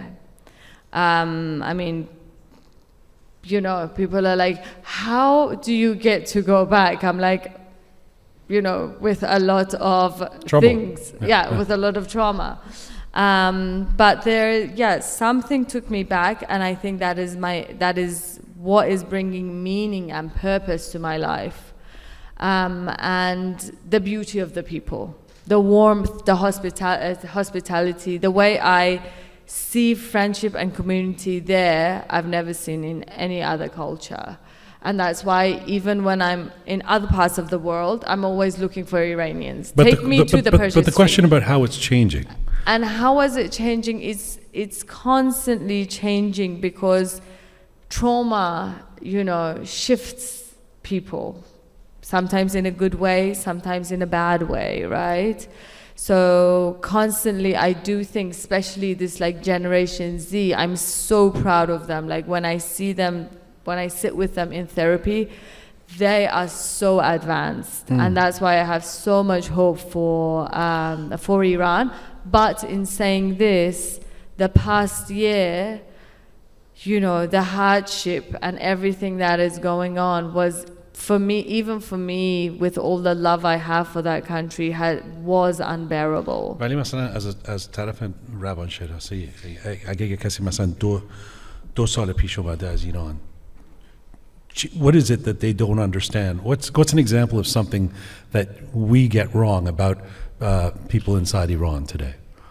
Can you think of one? Well, it depends on the subject, you know. It depends on the subject. Like, for example, with everything that's going on here, like right now, maybe we, the diaspora, are more like following ideas about how, like, about humanitarian ideas, about human rights, whereas I see people there are so like worried about their financial means. You know, you really have to understand how much that financial hardship is influencing their relationships, influencing, you know, their psyche, everything, you know, and we sort of ignore it because that is not something we have to deal with, and that changes the culture in so many ways. You counsel people outside of Iran as well. You've got this this group you're doing group therapy for Iranians in the diaspora. I love this line of yours. You've said, being Iranian is not for beginners. No. So, I mean, before we let you go here, tell us about this group therapy for Iranians and where we sign up. Sure. So yeah, I started with myself, and then it got bigger and bigger and bigger from the Instagram page, and now Insight Clinic is an online clinic of 150 therapists. We also offer group therapy, and why I wanted to speak about this group therapy is that during the war I was sitting with groups of the diaspora. And one common theme came out of these therapies, and that was the feeling of loneliness. So it didn't matter where these people were living, Toronto or LA, with a lot of Iranians, they felt really lonely. And where was this loneliness coming from? They felt that other people from like other cultures and countries didn't understand them, like everything that was going on with the war and everything, so they felt alone there. But they really felt alone amongst other Iranians because, you know, what's happening, you know, we have so many different opinions, and as soon as we see each other, we start attacking each other. And I just want to touch on that. Because we have grown up, because of the system, there is a lot of insecurity in us, and we have to accept it. And when we are insecure, what does it do to us? We become very defensive and distrustful of one another. And that's why through this whole thing, even though we're in so much pain, even in gatherings, even when we're like with friends, as soon as the subject comes up, we're looking to attack someone. We're looking to find that one word, you know, as Shally was saying, like, someone's dancing, we attack them. Someone's saying this way, we attack them. Yeah. Someone's, you know, and that is not going to bring unity. That is not going to, you know, take us anywhere. So I thought one message I want to like put across today is that really bring that compassion. See what we've done for our country. Like, appreciate everything that we've done, and be democratic on the inside. You know, if we want something different, as I said, like, consciousness has to shift on the inside, and then we will see the reflection on the outside. Be democratic on the inside. Yeah. Beautiful. I thank you so much for being here. I'm thrilled that we were an impetus for you to come to Canada. I know you have a lot of fans here, and it's been a pleasure having you here, and I hope we do more of it. And you've got to come back and do events here. Thank you for having me. Thank you. Dr. Tina Parsa.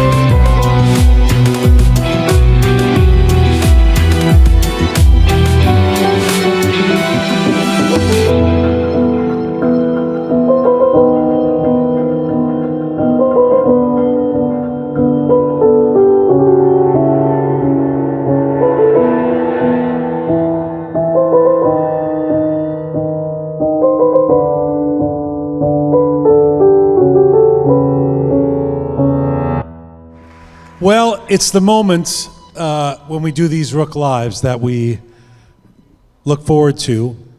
And this is a moment we've been looking forward to for a long time. We're so honored by the guests that we brought here tonight that we want to pay tribute to. So, to begin the tribute for the Roqe Media Icon Award, please welcome to the stage the Mayor of Richmond Hill, David West, the sponsor of the Roqe Media Icon Award, Amir Firouz, the great broadcaster, Shally Zomorodi, and the last edition recipient of the Roqe Media Icon Award, Babak Amini.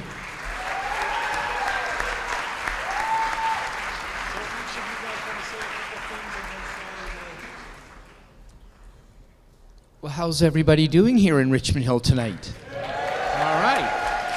So, Jian, I just wanted to say thank you very much for doing this. This is so cool. You're like the coolest guy I know, and this is just so great to see this happening at the Richmond Hill Centre for the Performing Arts. It really is a great show. Arts and culture are so very important to our community, and what the Iranian diaspora has brought to our community enriches our community every single day, and celebrating that is only appropriate here in Richmond Hill. So thank you very much, Jian. I will also say about your Farsi, I think it sounds fine. I'm totally good with it. But if you have criticism, do like I do and just say that you're speaking with a Richmond Hill dialect. It works every time. Anyway, thank you very much, everybody. It's a real honor to be here, and I just want to say thank you very much to all of the people that put this on tonight. I have my colleague, Scott Thompson, here from Ward 2, so thank you, Scott, also for being here. And on with the show. Well, it's amazing to be here among all you fine people and honored to be a part of this show. That's pretty much all it is. Enjoy the show.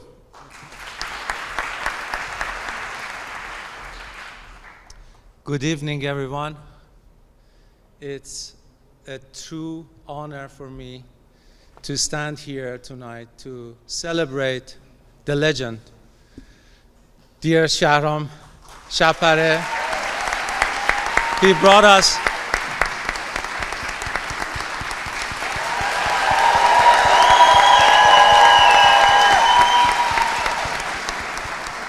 brought us joy, beautiful energy, fantastic music with his beautiful arrangements and beautiful lyrics through years and years, generations. And we are so honored to have you here in Toronto. And congratulations for receiving the Roqe Media Award. And all the best to you, sir.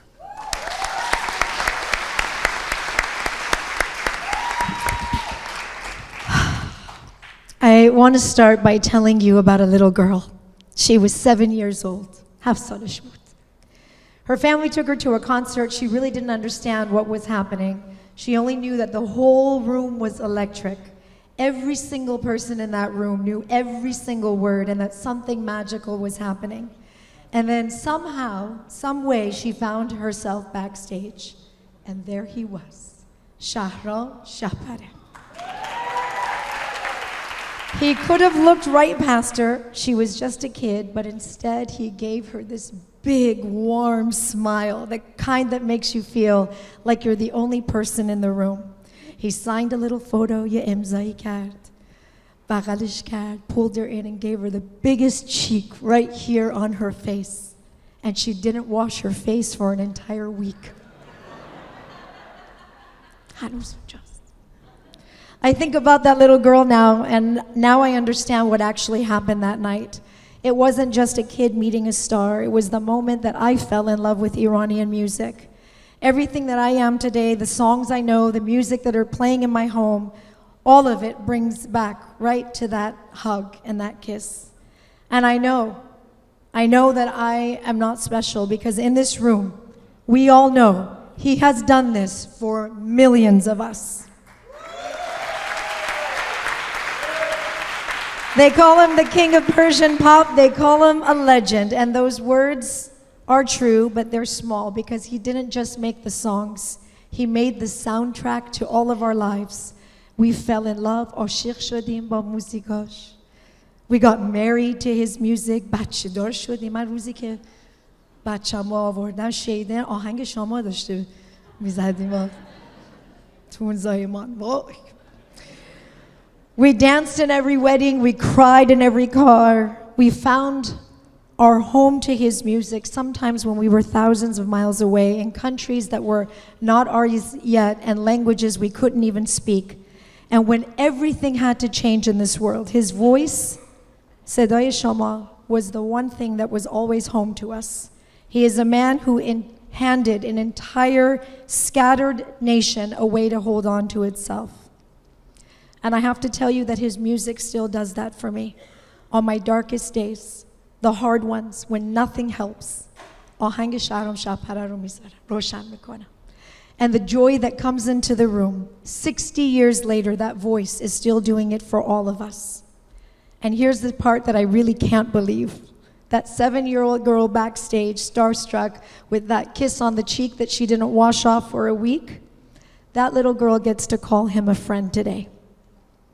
And I get to be here with all of you here tonight in Toronto and to honor someone who has dedicated his entire life to all of us. He has dedicated his entire life to Iran and to love. Shahram Jan, خیلی دوست دارم. First as the voice that raised me, and now as the man that I am so lucky to know, and I promise you the friend is even better than the legend. The award you are receiving tonight is not anything that you don't already have. We have been giving it to you for 60 years every time we sang your words back to you. صدات خونه ما بود. هر جا که بودیم تو با ما بودی. دست درد نکنه. برای این همه سال شهرام جان. از طرف همه ما خیلی دوست داریم. همیشه.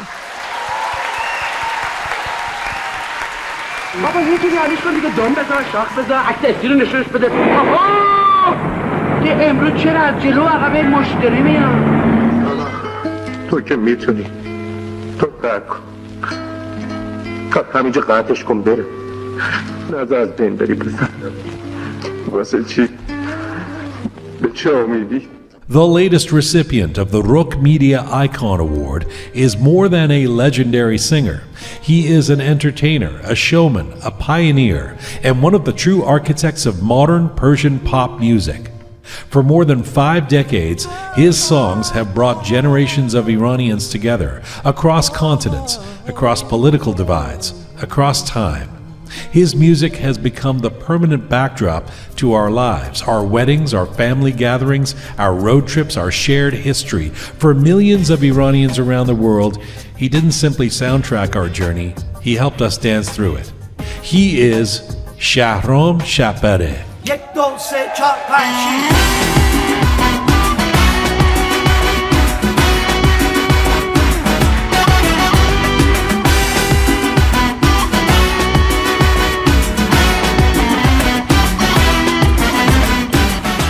Born in Tehran, Shahram emerged as one of the defining electric forces of Iran's exploding pop scene in the late 1960s and 1970s. As a foundational member of the legendary Black Cats, he helped introduce a revolutionary sound, blending Western rock and pop sensibilities with unmistakably Persian soul. It was bold, it was youthful, and it permanently redefined the boundaries of Iranian popular music. Then came the revolution. Like so many artists, Shahram was forced to leave his homeland behind, but exile could never silence him. Instead, he became a primary builder of an entirely new chapter of Persian culture abroad. From Los Angeles to Toronto, London to Dubai, he continued to pack arenas, release hit after hit, and anchor a dispersed diaspora. His music reminded us not only of where we came from, but of the resilience of who we are.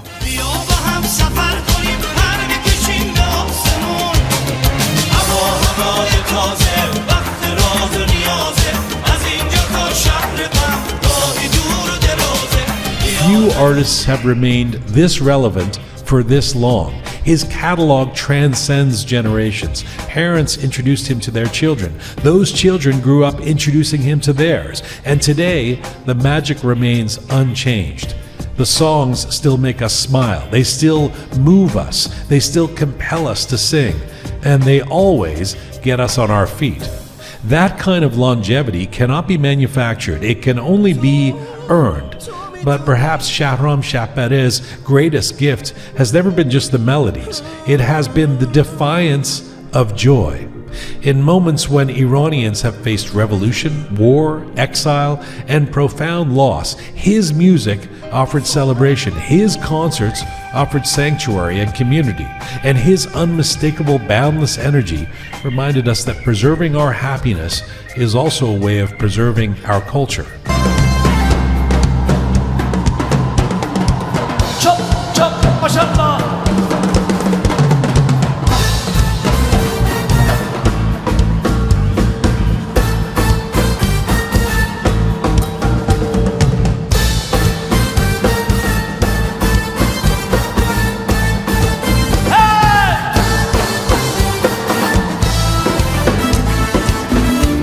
And if you want to know the true measure of the man, you only need to listen to those who share the stage and the spotlight with him. Friends, fellow icons, collaborators, and a new generation of admirers who stand on his shoulders all want to share their love tonight.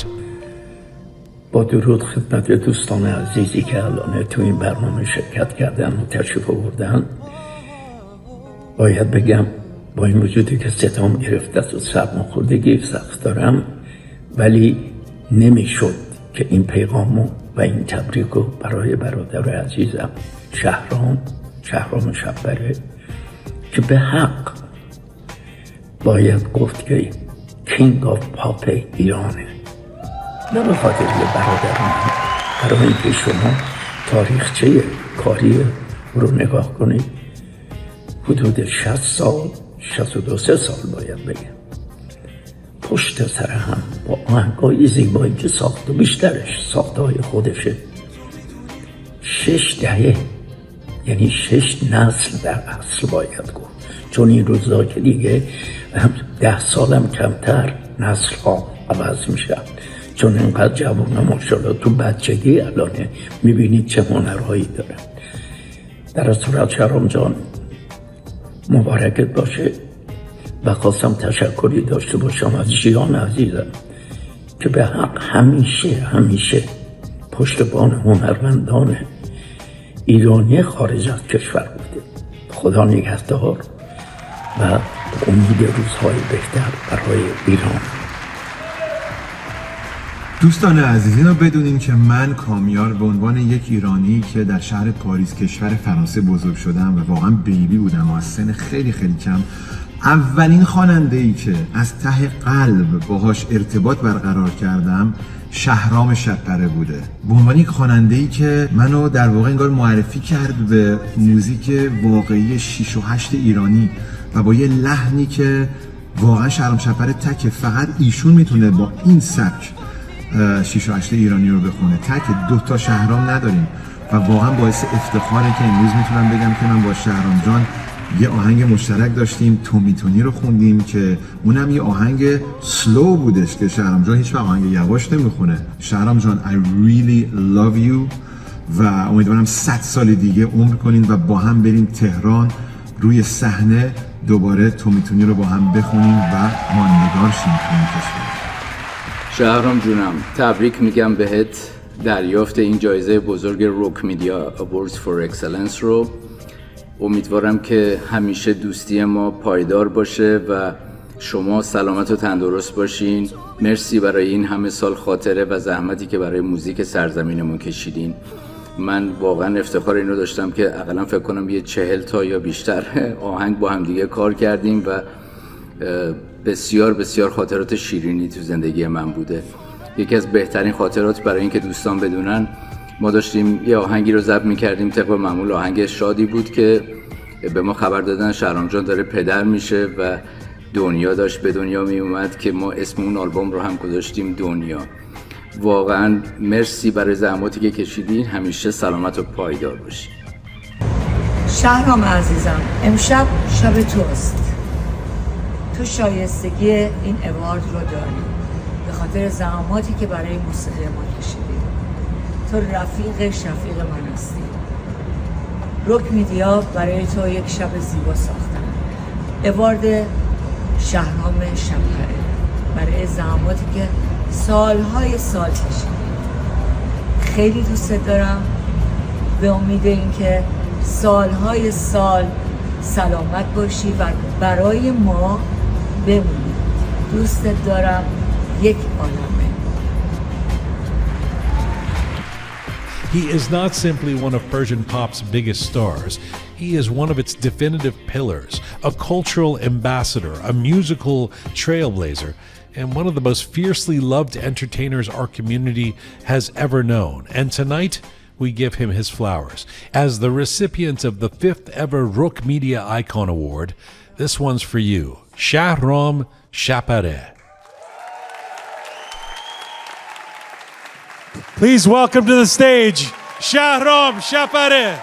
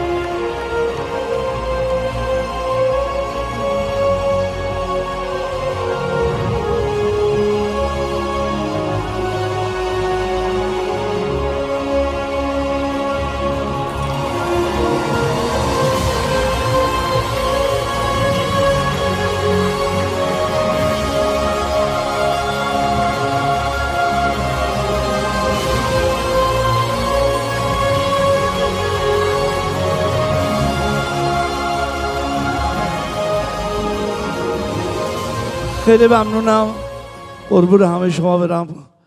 خیلی ممنون که امشب تشریف آوردید اینجا.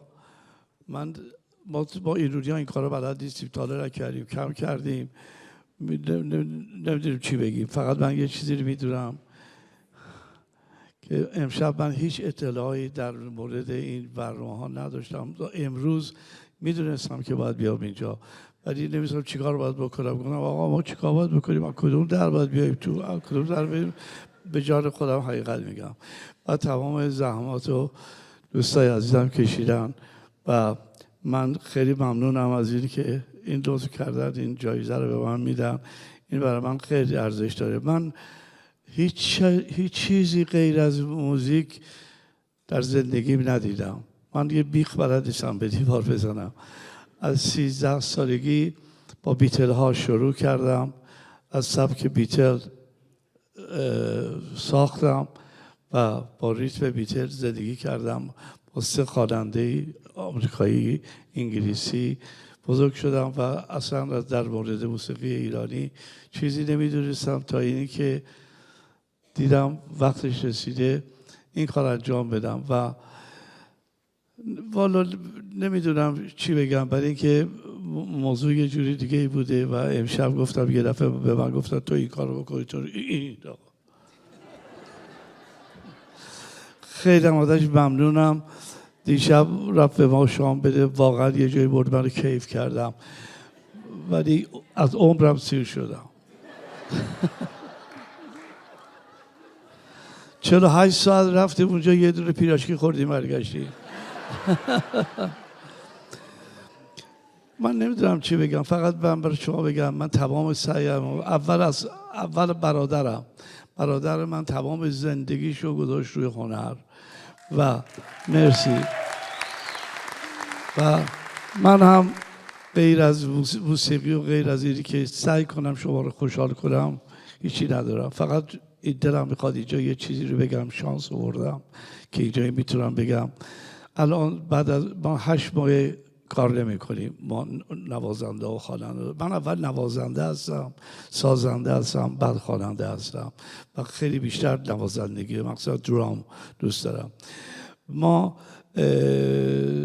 8 ماه کار نمی کنیم. من فقط میخوام ببینم از شما بپرسم، واقعا جواب منو بدین که آیا این درسته که تمام کسایی که با ما مثل ما ایرانی، مثل من، بانکدار هستن، آهنگر هستن، نمیدونم مدیر مدرسه هستن، معلم هستن، همه دارن کار میکنن غیر از مایی که احتیاج داریم کار بکنیم و موزیسین ها و نوازنده ها و شاعرها همه گرفتاری دارن. آیا شما فکر میکنین اگر ما شروع کنیم به کار کردن حقمونه یا هنوز باید صبر کنیم؟ قربون همه تو برم، دوستتون دارم. مرسی که 61 سال منو ساپورت کردی. من 250 آهنگ ساختم و همشو از شما دارم، برای که شما اگه نبودین مایی نبودیم. قربون همه تو برم، شب همه تو بخیر.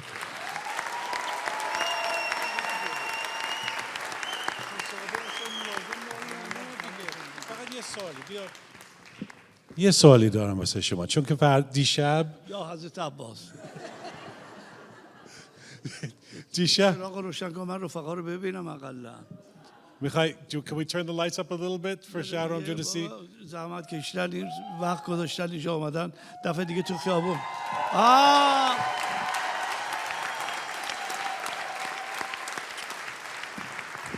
یه سوالی از شما، چون که دیشب هم we talked about this.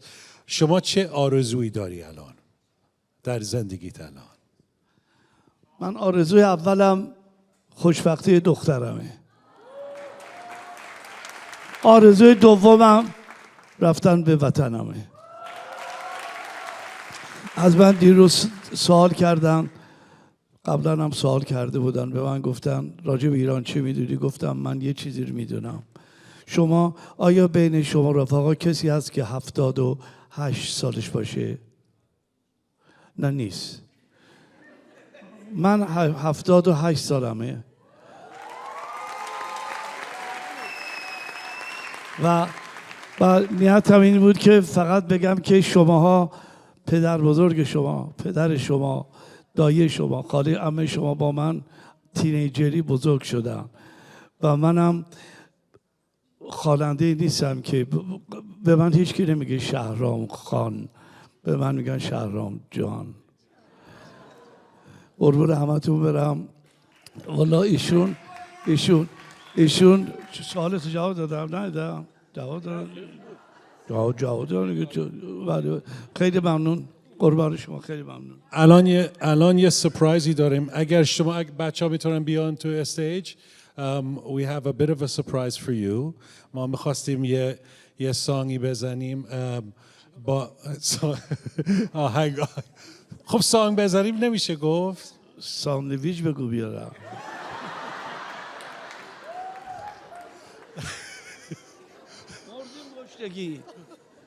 آقا ما رو از ساعت 4 بعد از آواره کرده. خیلی برنامه عالی بود، متنوع بود، ولی من تمام استخونای پشتم عوض شد.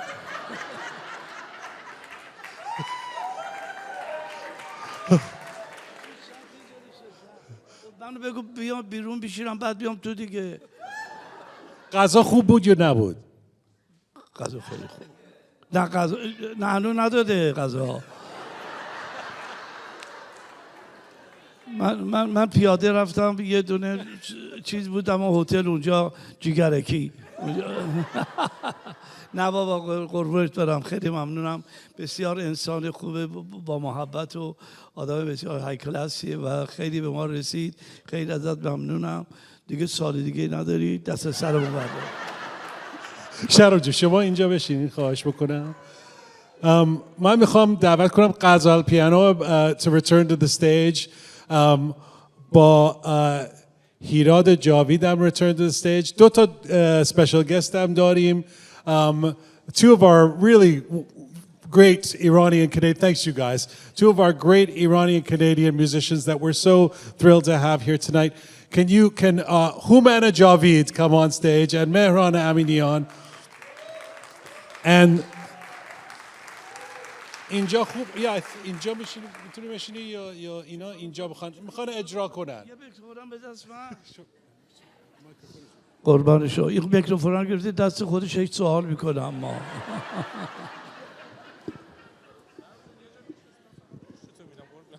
آخه شما بعد خب شما اومدی پشت من وایسادی میگی پشتت به ما کردی. چک. بفرمایید شما اینجا. بیام جلوتر. چشم میترسم. چی کار میخوایم بکنیم؟ خودمونم نمیدونیم، ببینیم چی میشه. به جان همه شما، به جان باور کنید من آدم دروغ بلد نیستم. به خدا نمیدونم چی کار میخوام بکنم. من نشوندم اینجا. حالا من یه چیزی یادم افتاد بگم شهرام جون، این خیلی مهمه. خیلی مهمه برای همه ما که این روزا توی چند ماه گذشته هر جا رفتیم با افتخار این پرچم شیر و خورشید عزیز رو به افتخارش دست بزنیم. در سالهای اول بعد از این اتفاقات افتضاح ایران که اسمشو میذاریم انقلاب، وقتی گروگانگیری پیش اومد در ایران، در خارج بودن از دو دلیل سخت بود. اونایی که طرفدار جمهوری اسلامی بودن، افرادی رو که میخواستن بیرون از ایران مقابله بکنن یا مخالفت بکنن، تحت چیز قرار میدادن، اذیتشون میکردن، میزدنشون، مثل رافی خدا بیامرز که شما بهتر از من میدونین چقدر اذیت شد. من معذرت میخوام، من جام خیلی ناراحته. بشین رو مبل تا من تموم کنم خاطره مهمه البته. بعد حالا فرض کنید از یه طرف تحت فشار اونور باشین، از این طرف هم گروگانگیری شده، امریکایی‌ها دنبالتونن. این مرد شریف این پرچم رو با موتورش میذاشت و دور لس آنجلس میچرخید به افتخار این مرد. 1980 در لس آنجلس من یه هارلی دیویسون داشتم، پرچم ایران رو گذاشتم روش، زمانی که گروگانگیری بود. پرچم ایران رو گذاشتم، یه دونم ضبط صوت پشتم بستم که آهنگ دیار وای که چه حالی دارم و تو تمام لس آنجلس گشتم. 10 بار حمله کردن، فرار کردم، در رفتم، گیرم آوردن، نمیدونم چیکار کردم. خب به افتخار منه، به افتخار شهرام عزیز. تو میتونی رو بخونیم با هم. اونایی که میگن بنده از اون حرف در بودن که نمیدونم چیه، من عکس شاه و فرح دستمه، انگشترمه. اینو کادو برای من درست کردم چون میدونم افتخار میکنم که شاهی هستم، افتخار میکنم. شهرام جان اگر به من اجازه بدین چون یک سوالی کردن شهرام جون، من میخوام تجربه خودم رو به شما بگم. سال 59-60 بود اون موقع که آهنگ وای که چه حالی دارم اومد ایران. شما ایرانی دارید؟ 60 ایرانی؟ من اون موقع مثلا اول دبستان بودم و اوج انقلاب توی ایران و اون اتفاقاتی که میافتاد، تو خیابون شلاق میزدن مردمو یا اعدام میکردن و حال همه بد بود و ما یه شب یه جای جمع شده بودیم و برای اولین بار آهنگی اومد و یک نفر زحمت کشیده بود که دوباره ایرانی‌ها رو خوشحال کنه از اون ور آبها و شهرام شبپره بود. با آهنگ دیار بود. با وای که چه حالی دارم. و من فراموش نمی‌کنم پدر مادرامون که چه روحیه‌ای گرفتن اون شب و همه با این آهنگ میرقصیدن. کسانی که تا نیم ساعت قبل داشتن گریه می‌کردن که تو خیابون چه خبر. این آهنگ زندگی منم نجات داد.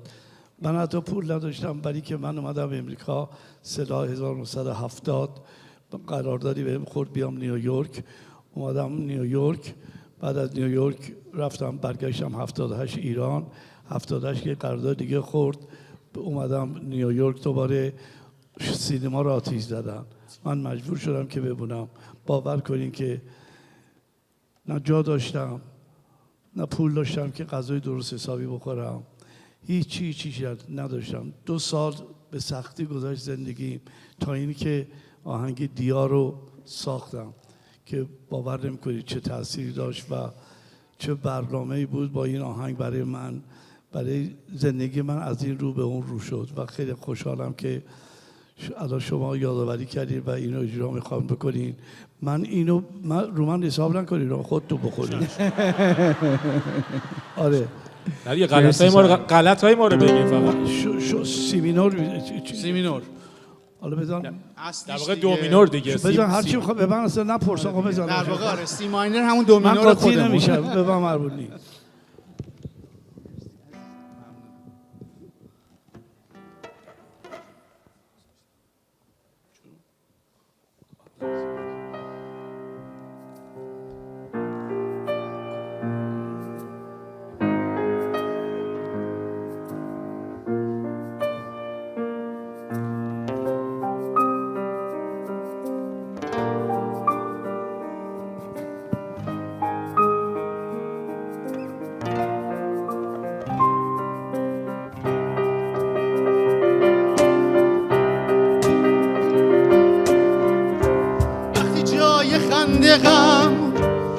میشینه روی لبان تشنه نوازشم خسته از خستگیام وقتی که دستای من گرمی دستی میخواد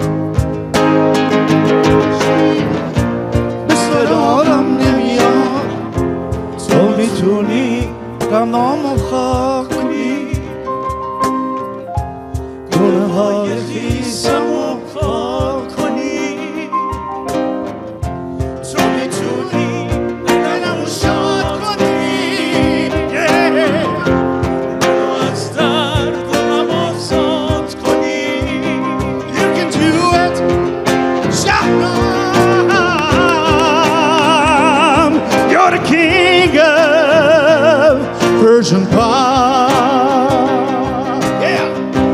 با همیشه عاشقه تو همیشه عاشقی تویی که مسبب لذت دقایقی با تن مرده ما تو میتونی جون بدی به رگای خشک من قطره قطره خون بدی بده تو میتونی دممو پاک کنی گونه های خیسمو پاک کنی تو میتونی دلمو شاد کنی منو از درد و غم آزاد کنی Forever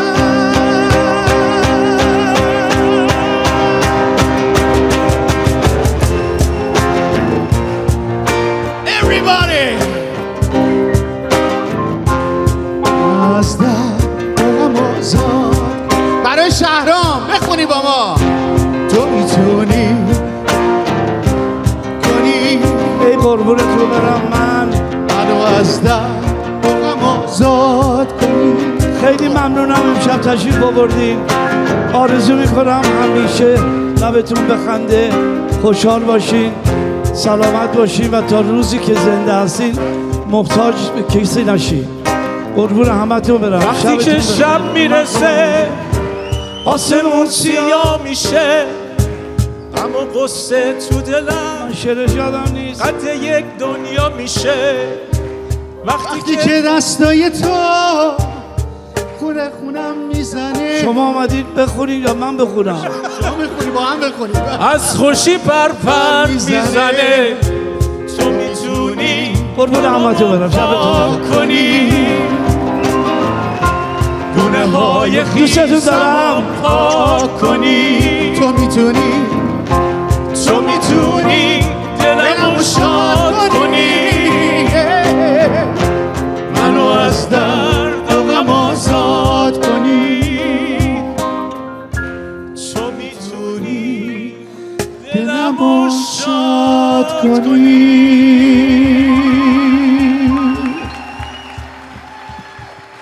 مهران امینیان، هومن جاوید، غزال پیانو، شهرام شبپره شهرام شبپره، شالی زامورادی، بابک امینی، جیدال، داریوش آذر، متا قرایی، پگا گنجی، تینا پارسا. مرسی. Thank you so much شهرام جون. بابک رفت پایین.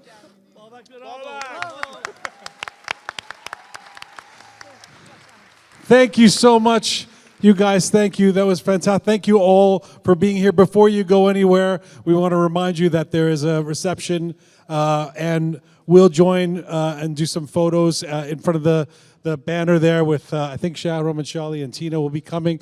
I think so.